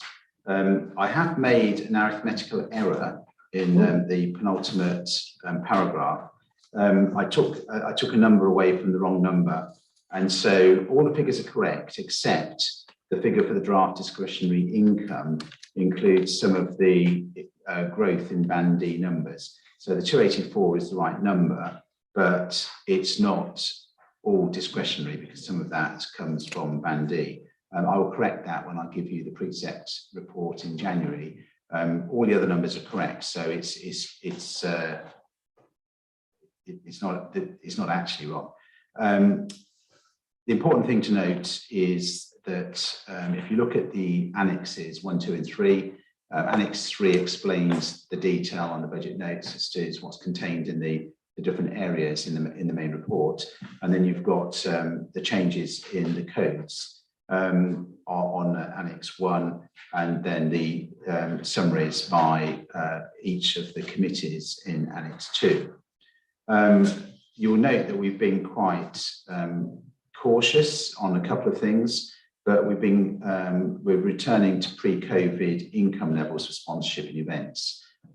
We don't know yet whether that's going to be completely deliverable, but the way things have worked out this year gives us confidence that that should be the case.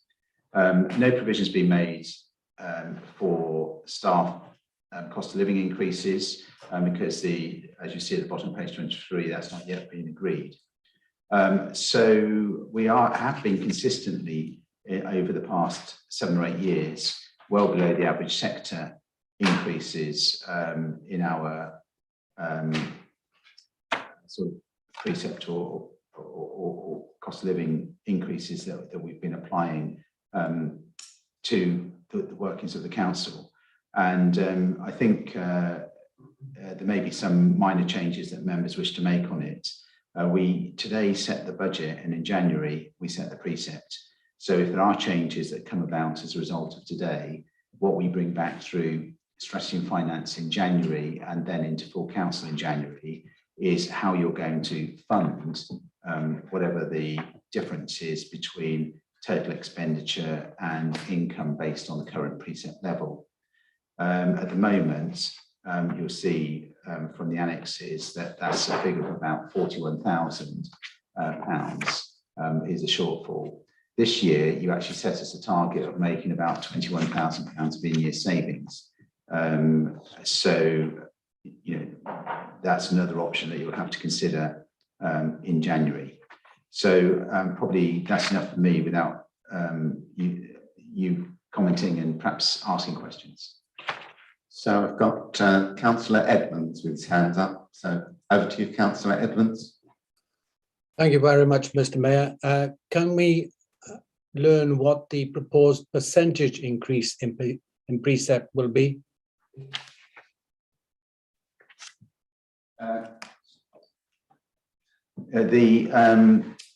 In a way, that's the wrong thing to do today because until you've had a debate. But if it's a shortfall of £41,000, that will be less than the current rate of inflation. So the figure will be between, I haven't actually done that calculation in my head, but 1% is £11,800. So it will be £41,000, if that is the figure that we're talking about, would be under 4%. Under 4%? That if you decide to fund it by precept. At the moment, you might decide to use reserves. So I cannot give you a precept increase figure at this stage because councillors have not actually had that debate. That's the debate we have in January. So the electorate could be faced with a 4% increase in precept? The electorate could be faced with no increase in precept if you decide you want to fund the budget in a different way. So it's not really my job to advise you of that today. That's the debates that you'll have in the January Strategy and Finance meeting and the January Council meeting. It could be zero. You could. Sorry, thank you. I was just trying to understand the worst case increase for precept, considering how much hardship everybody's facing at the moment, especially with today's increase in bank rate and COVID persists. Thank you very much. Anybody else? Any questions? Yeah, I'm not sure it's the right time to mention it, but when we were considering the budget expenditure, could we consider increasing the amount that we give the Black River Valley Country Partnership? Consider increasing that from 1,500 to 2,500. Is that something which you could note so we don't overlook it when we get there? I think there's. I think you do need to discuss it now. On that particular one, you'd have a choice, and you could either say that you'll increase the shortfall of income at this stage to 42,193 if we do that, and then we deal with it at the next meeting, and then you'd set a draft budget at 1,474,800, or you can say now that you don't want to increase the budget higher, and I need to move £1,000 from one budget into that one. So you have a choice on how you deal with it. So perhaps we can have a proposal about that. Well, Would you like to draft a proposal? No, I think it's, I mean, that would be genuine growth. I mean, they've not had an increase, I think, in the last 10 years, and yet the amount of work they've been doing has increased. So I think it's a legitimate thing for members to debate and consider.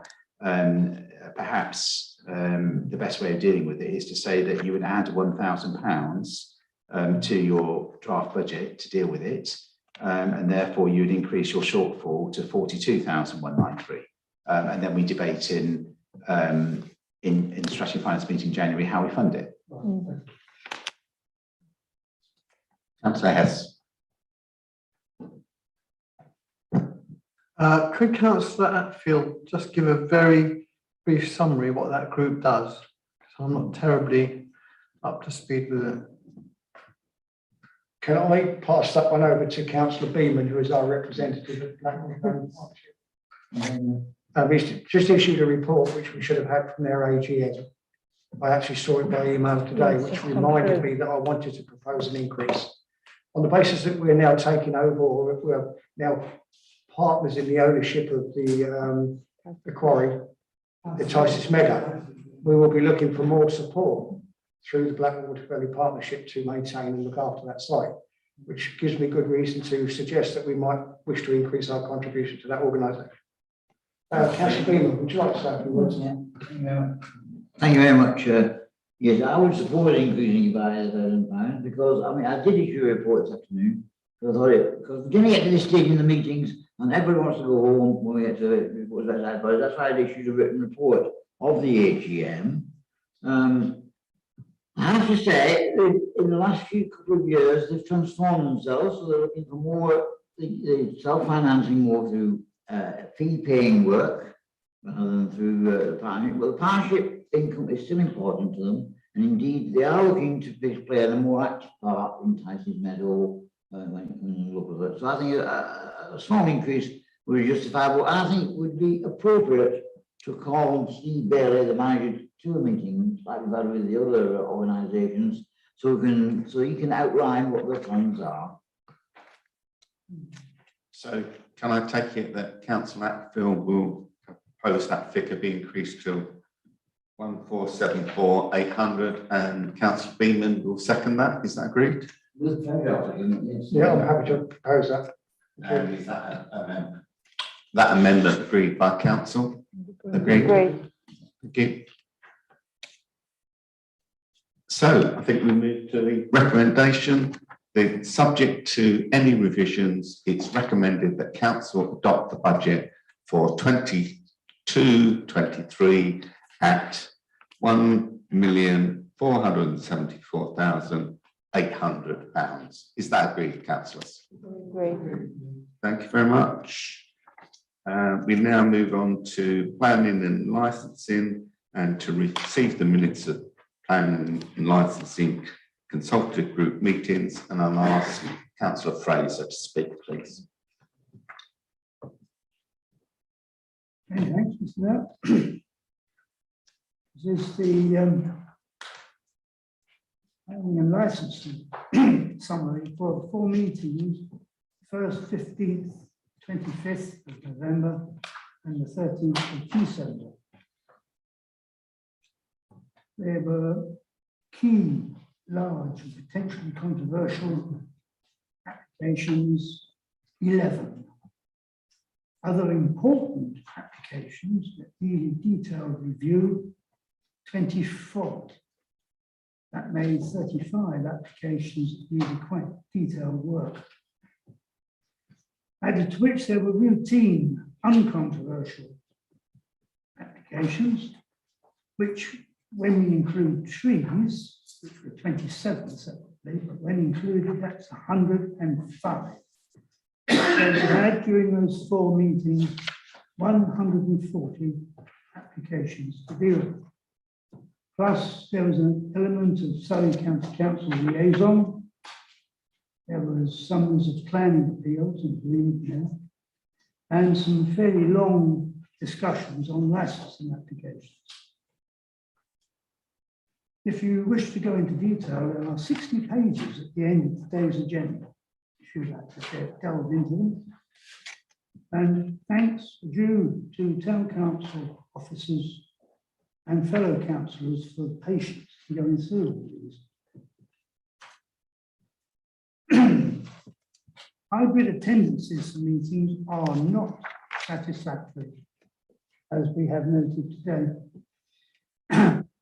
We would all benefit if attending in one gathering, and we do earnestly hope that this will be possible in the near future. Few email reports were received from other Farnham councillors on planning issues, and I would really very much like to encourage greater contribution in that respect. For us to conduct full reviews of all the applications before the meetings remains an impossible ambition. There are an excessive number of documents involved in each of them. There is a paucity of explicit titles, and this persists. And the website remains ponderous in its assembly. Viewing has poor focus, and small images do not enlarge without loss of quality and clarity. We are informed that improvements are in hand, but we've been hearing that for the last 2.5 years, and very little improvement has been noted. As we have reported previously, Waverley's planning department do not make full documentation available with each application. The document which causes the greatest discrepancy is the history and constraints, which is a very useful reading document, remains frequently omitted, and we are denied any access to the information. We learn that a degree of hand drafting is involved at Waverley, and this has still to be solved, I think. The planning process in general, as it is being conducted, leaves inadequate time for residents to submit comments before committee decisions have to be made. This is due to the accelerated pressure on the planning. And this puts democratic accountability at risk. Once again, we see general permitted development orders being applied for dubious purposes. We note a current instance, just one, I'm quoting, where a proposed domestic conversion might well supplant premises which are currently offering full and gainful employment. There is no means in the general permitted development order for this to be resisted. That is totally wrong.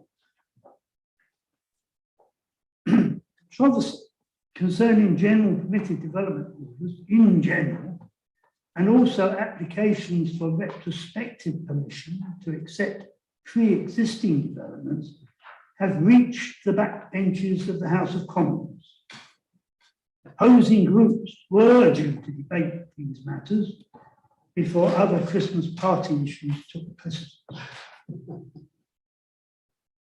An application citing permission in principle has been received. It's quite unusual, which is all very well, of course, as long as the principle being cited has direct relevance to the permission being sought. Where no relevant connection can be made, the contention surely fails. Well, that's my humble opinion anyway. Speculative planning applications continue to be received.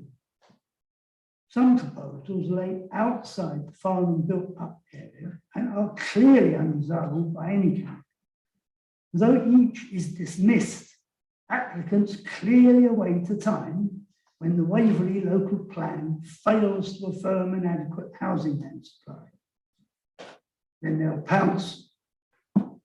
Other proposals, though well inside our built-up area, are of excessive size. And following recent successes from the planning inspectorate, they now allocate woefully inadequate vehicle parking spaces. Half is the usual norm, half car per flat. I don't hear gasps of astonishment. I should. All of these applications are declined, of course, but we await the appeal inspector's attention.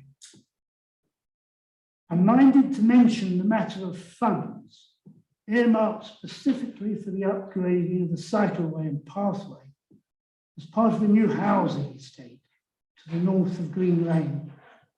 This money appears to be in process of being subsumed into the infrastructure street funds. This should not be so.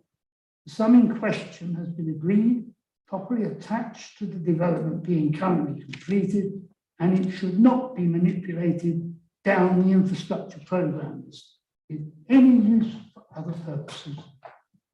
Please note.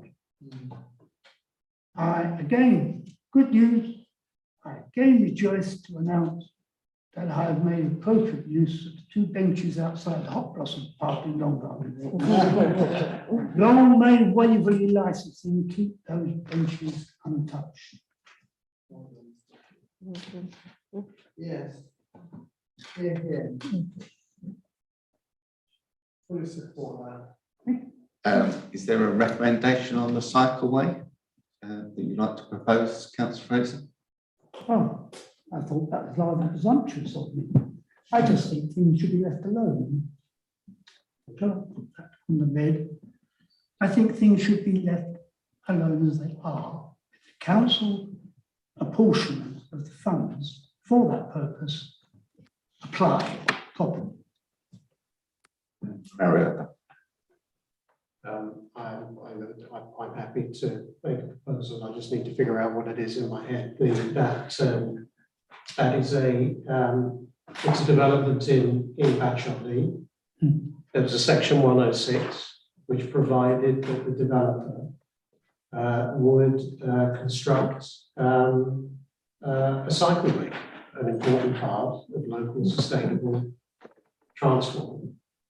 It was done, dusted and agreed, and part of the planning approval. And now, as part of the Farnham infrastructure plan, Surrey would like to monetize that cycle pathway and have the funds go in towards who knows what. No. Am I wrong, or are you just saying no? No, you're right. I know I'm right. I wish that was a surprise, but to me it's not. Well, because it's the thin end of a very thick wedge. yeah. Yes. I would like this. I would like if this council could strongly object to it in principle and in practice. If this is how they plan to finance the Farnham infrastructure program, we are in a very sorry way. Yeah. Town Clerk? Yeah, I think just picking up on what was just said then, I think your recommendation would be that Farnham Town Council strongly objects to any change in the agreed section 106 agreement, or whatever the word is. Sorry, I've got just a typo there. On the Badshot Lee development plan application number X, and it should be implemented as approved. Do I have a seconder for that? Yeah. Mr. Mayor, can I speak on that? Yes, Councillor Coburn. I mean, I really couldn't agree more, but it's not just on this one. All these 106 agreements are being sucked away by the FIP, and everything to do with what they're basically saying is anything to do with roads and traffic infrastructure has got to go into the FIP. I mean, they're sucking out. They tried it with a wayfinding project. They're now doing it with Badshot Lee, but they're doing it across the board. And we have got to say no. These 106 agreements, whatever they are there because of the harm to the local area, and they should be implemented. And I think it's an absolute disgrace. That wasn't why I actually put my hand up, but I agree with Councillor Merriweather. This is just something that should not happen. I don't know why the FIP thinks it has the ability to suck all this money into its own coffers. We can imagine at some point Surrey having this enormous coffer of cash and somebody from Weybridge coming in thinking, oh, what's that money for? Oh, we'll spend it in Weybridge. This is money for Farnham because of the effect of a Farnham development. And I am so furious with the way this money is being sucked away. So we should be making a representation. I fully support this. Councillor Mariota. Thank you, Mr. Mayor. I'm afraid I can answer Councillor Coburn's question, why the Farm Infrastructure Programme think they can get away with it. Because they've told us in their own words, Badshot Lee is a mix of mid to least important. That's their words. Their words, which is totally unacceptable. Councillor Mirrlees. I think Councillor Martin will agree the same thing has happened where we are, which is actually in your part of your ward, Councillor Bushan and Councillor Coburn, with the S1 and 6 trying to get away with where the developer should have provided the route for the people from the Baker Oats thing. And that's another thing that's happening there. I know that came up today and I emailed Councillor Martin about it. Town Clerk, can you advise us about the wording to include this? So I have tidied up a little bit. So Farnham Town Council strongly objects to any change in the Section 106 cycleway project agreed as part of plan application, whatever the number is, in Badshot Lee. Doesn't matter now. I'll get it, yeah. And agrees the project shall be implemented without delay.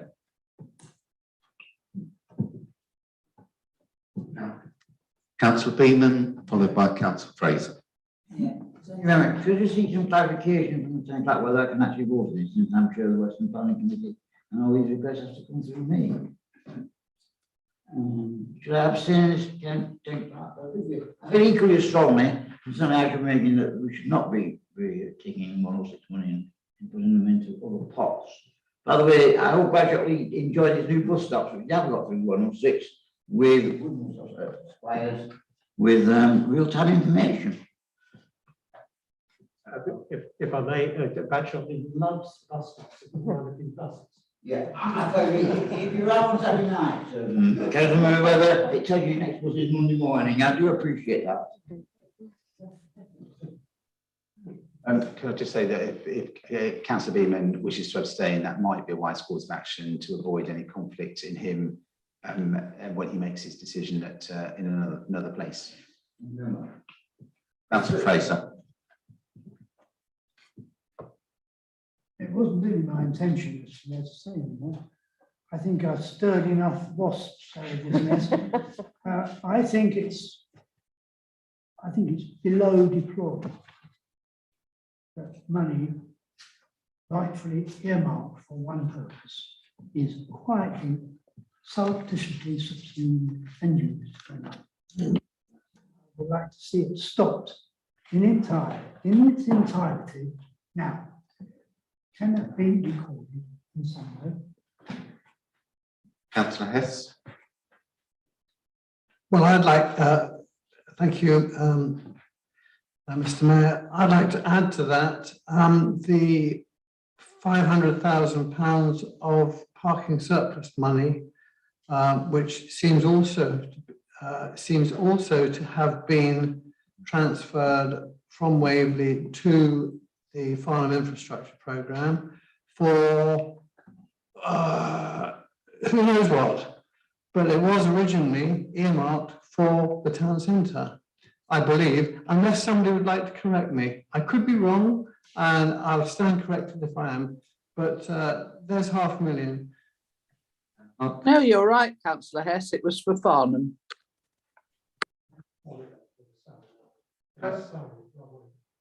Can you speak up? I was going to say it's Surrey. It was Surrey's money, not Waverley.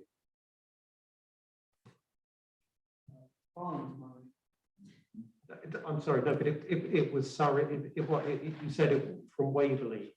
receipts from Waverly. From Waverly's bank account to. No, it was Surrey, it was the on-street parking, that was an arrangement, I think. Yeah, it was Surrey, but it was meant to be spent in Farnham. Correct, yes. Yeah. What members have said is absolutely correct. The only difference is that it did come formally to this council for consideration before it was agreed. So yes, it was ring fenced for improvements to the highways within the centre of Farnham. Some of it was top sliced, and we complained about that at the time. But this council was part of the discussion to put it into the infrastructure programme to enable some of the works to be done as part of the quick wins. Okay, can we move to the recommendation then? Probably need to have a show of hands this time. Those in favour of the recommendation, please raise your hands. Any against? And any abstentions? Thank you very much. Okay. I think we did you have your hand up, Councillor Coburn, to speak about something else? No. Plan. Sorry, wrong one. I just wanted to point out, if Councillor Fraser was finished, that the appeal at 9 Upper South View was dismissed today, which I think is a terrific success for both the Farnham Town Council group and others, because it was dismissed on the effect on Farnham Park. And I think this is so important.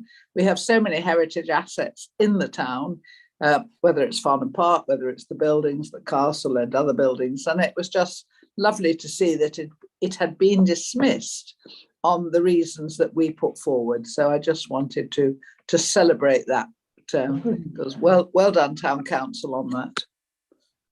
Thank you, Councillor Coburn. That's brilliant news. Thank you very much. Okay, we're now moving on to part 2, and I know the time is 9:30, so you have some quick updates, please, on part 2. Town Clerk, any actions taken under the scheme of delegation? None to report that haven't already been reported. And item 12, reports from other councils. Who would like to speak from other councils?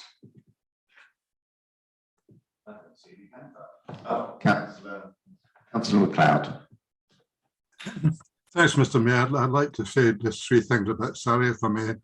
But I may just comment very briefly because it's connected with what I'm going to say. I mean, the 1 of 6 contributions are meant to be spent on the development that they're related to. So if that's not happening, I don't understand why. And I'll certainly look into it as a portfolio holder for planning at Waverly, because the developer can object, actually. If the money is not spent in relation to the development that the developer's made the contribution for, he can object to that. And I don't understand why that should be happening.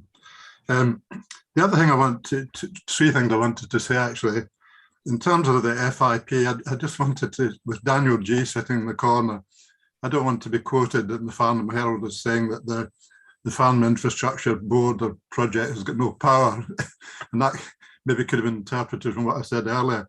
I was only actually talking about the formal situation, in that formally the Farnham Board is very powerful because it's the leader of Surrey, cabinet member from Surrey for transport and infrastructure.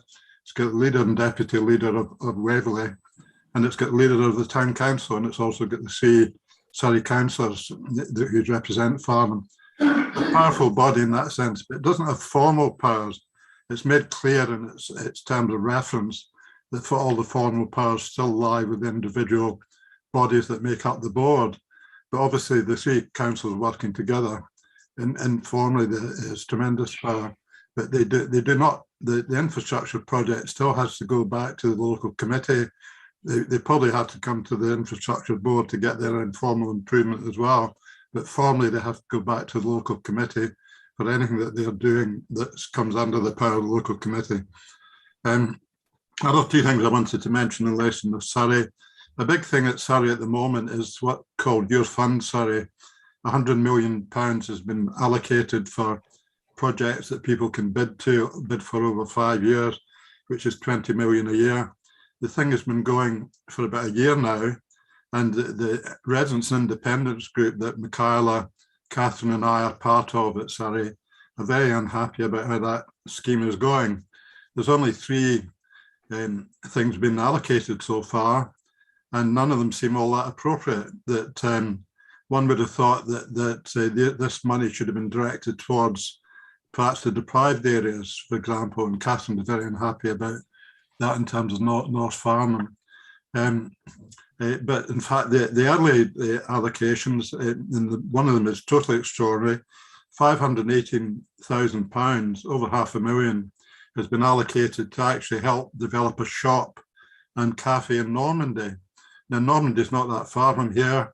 I've driven through Normandy quite a lot of times, and it's a very, very prosperous place. And it's a nice idea for them to have a shop, but it's not a good use of this fund, in my opinion, or an opinion of anybody in our group.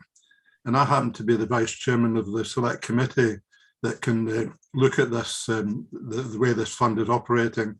And I've asked for there to be a complete review of how this fund is operating early next year. And the chairman has agreed to that. So I'm not at all happy about how this fund is operating at the moment, and what they've decided to spend their money on so far. I mean, if you do a strict arithmetical calculation, if it was shared out equally, there'd be £247,000 for each division each year. So they're given double the amount of money that should go to one whole division to a fairly small part of the division that Normandy happens to sit in. So that was my first comment. Second comment is that I'm not involved with Children's Services at Surrey. Catherine is quite involved in that. But I think everybody else, I was highly distressed by what happened in terms of the 2 young children that have been murdered recently, particularly, young Arthur, and more recently a 6-year-old child, and Sarah, a 14-month baby.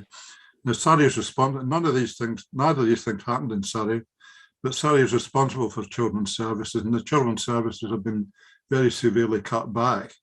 And I think we need to be very much worrying about this, because I think everybody's responsible for this. I don't want to try and pin blames, but I think if we as a country can't protect our young children, and if it can be so egregiously murdered the way they were, I think that's absolutely horrendous. I personally was very affected by it, and I feel very guilty. I haven't spent much time looking at children's services in Surrey. So I tend to do more of that in the future, while I'm not in the appropriate select committee. So I don't want to take up any more time, Mr. Mayor, because it's late at night, but they're the comments I wanted to make. Thank you. Councillor Coburn. Yes, thank you. Oops, thank you, Mr. Mayor. Can you hear me? There's good and bad news from Waverly. Local Plan Part 2 is going to go to the examiner, which is good news. Unfortunately, they have included in this new iteration of Local Plan Part 2 a site which sits right in the middle of the Surrey Hills AONB. Now, why is this a problem? Well, it's a problem because all the land on the outskirts of Farnham enjoys a lesser designation than AONB. And at a recent inquiry that finished last week in Alfold, the appellant made it very, very clear that the borough didn't have much of a case because they were trying to defend an agricultural field, not even AGLV, the countryside beyond the Green Belt, and yet they were allocating a site in the AONB. So why on earth would you protect this field? And I'm afraid all the fields around Farnham come under that designation. We're all countryside beyond the Green Belt. We don't enjoy the protection of AONB. And the fact that Waverly has put into its plan a site in the AONB weakens every argument we have. We know that developers are sort of circling around at the moment. Hawthorns have been around. We know that Monkton Lane is coming back in. all these sites are coming back in ready for April 2022, when the neighbourhood plan, unless all the lobbying I have been done makes any difference, I've been doing, I should say, I can't speak English, it's too late. But, you know, we are now under severe pressure. I went to the first day of the Red Court inquiry, another inquiry altogether, and the same thing happens. You know, if we don't protect AONB and Greenbelt, we cannot protect the other sites all around Farnham and other places with lesser designations. So we are going to have to work so hard as a result of this to protect what we've got. You know, I'm very depressed. I mean, I'm happy that Local Plan Part 2 has gone to the inspector, but I am so depressed that we have done it by swapping the Red Court site, which was perfectly acceptable, for a site in the AONB. I don't understand the logic, I never have. And all I know is that it will make our job, those of us who go to the appeals on behalf of Farnham, a lot harder. So yeah, good and bad. I suppose that's life. Thank you very much, Mr. Mayor. Councillor Mirrlees. Just to say, as a Waverley person on planning, I have to refute some of the things that Councillor Coburn has said, but that's all I'm going to say. I don't think everybody agrees with what she has to say about that, and they should find out a little bit more if they need to. Thank you. Okay, thank you very much. So moving on to reports from outside bodies. Anybody got any reports from outside bodies? Beeman. I wanted to say that I did circulate a written report of mine for the AGM, but I thought that was useful for people to have. Anybody else? Councillor Coburn. Thank you, Mr. Mayor. Yes, I went to the Farnham Sports Council AGM, which was held in person, and it was very enjoyable. I have to say, it was held at Waden School so that we could all separate. Colin Channon, the editor of the Farnham Herald, did a presentation, and I have to say that sport in Farnham has got such a better profile since he became editor. Very interesting, lots of anecdotes. And then we had a couple of younger people from Surrey County Council who were talking about sustainability and how each sports club can, you know, try and reduce its own carbon emissions. So it was a very interesting AGM, followed by this presentation, well attended. And I have to say, the more I see of David Gill and the Sports Council, the more I am impressed with what they do. It's not just David, it's people like Sue Keogh and all the other people who support the sports clubs. They are an absolute treasure in the town because they do so much for young people, for people with disabilities, for elder people, just for anybody at all who wants to do anything in the sporting field.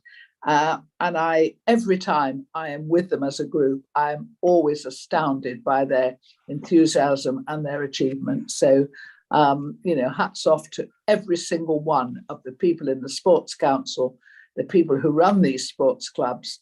They do it totally voluntarily, and it is just wonderful to see their enthusiasm. So it was a terrific evening, and I thank them all. Thank you, Mr. Mayor. Thank you, Councillor Coburn. If there's no other business, then date of next meeting, to note the date of the next scheduled meeting on Thursday, January the 27th, 2022 at 7 p.m. There are no confidential items, so I therefore declare the meeting closed. Thank you everybody for your attendance and wish you a Merry Christmas and a Happy New Year. See you in 2022. Bye.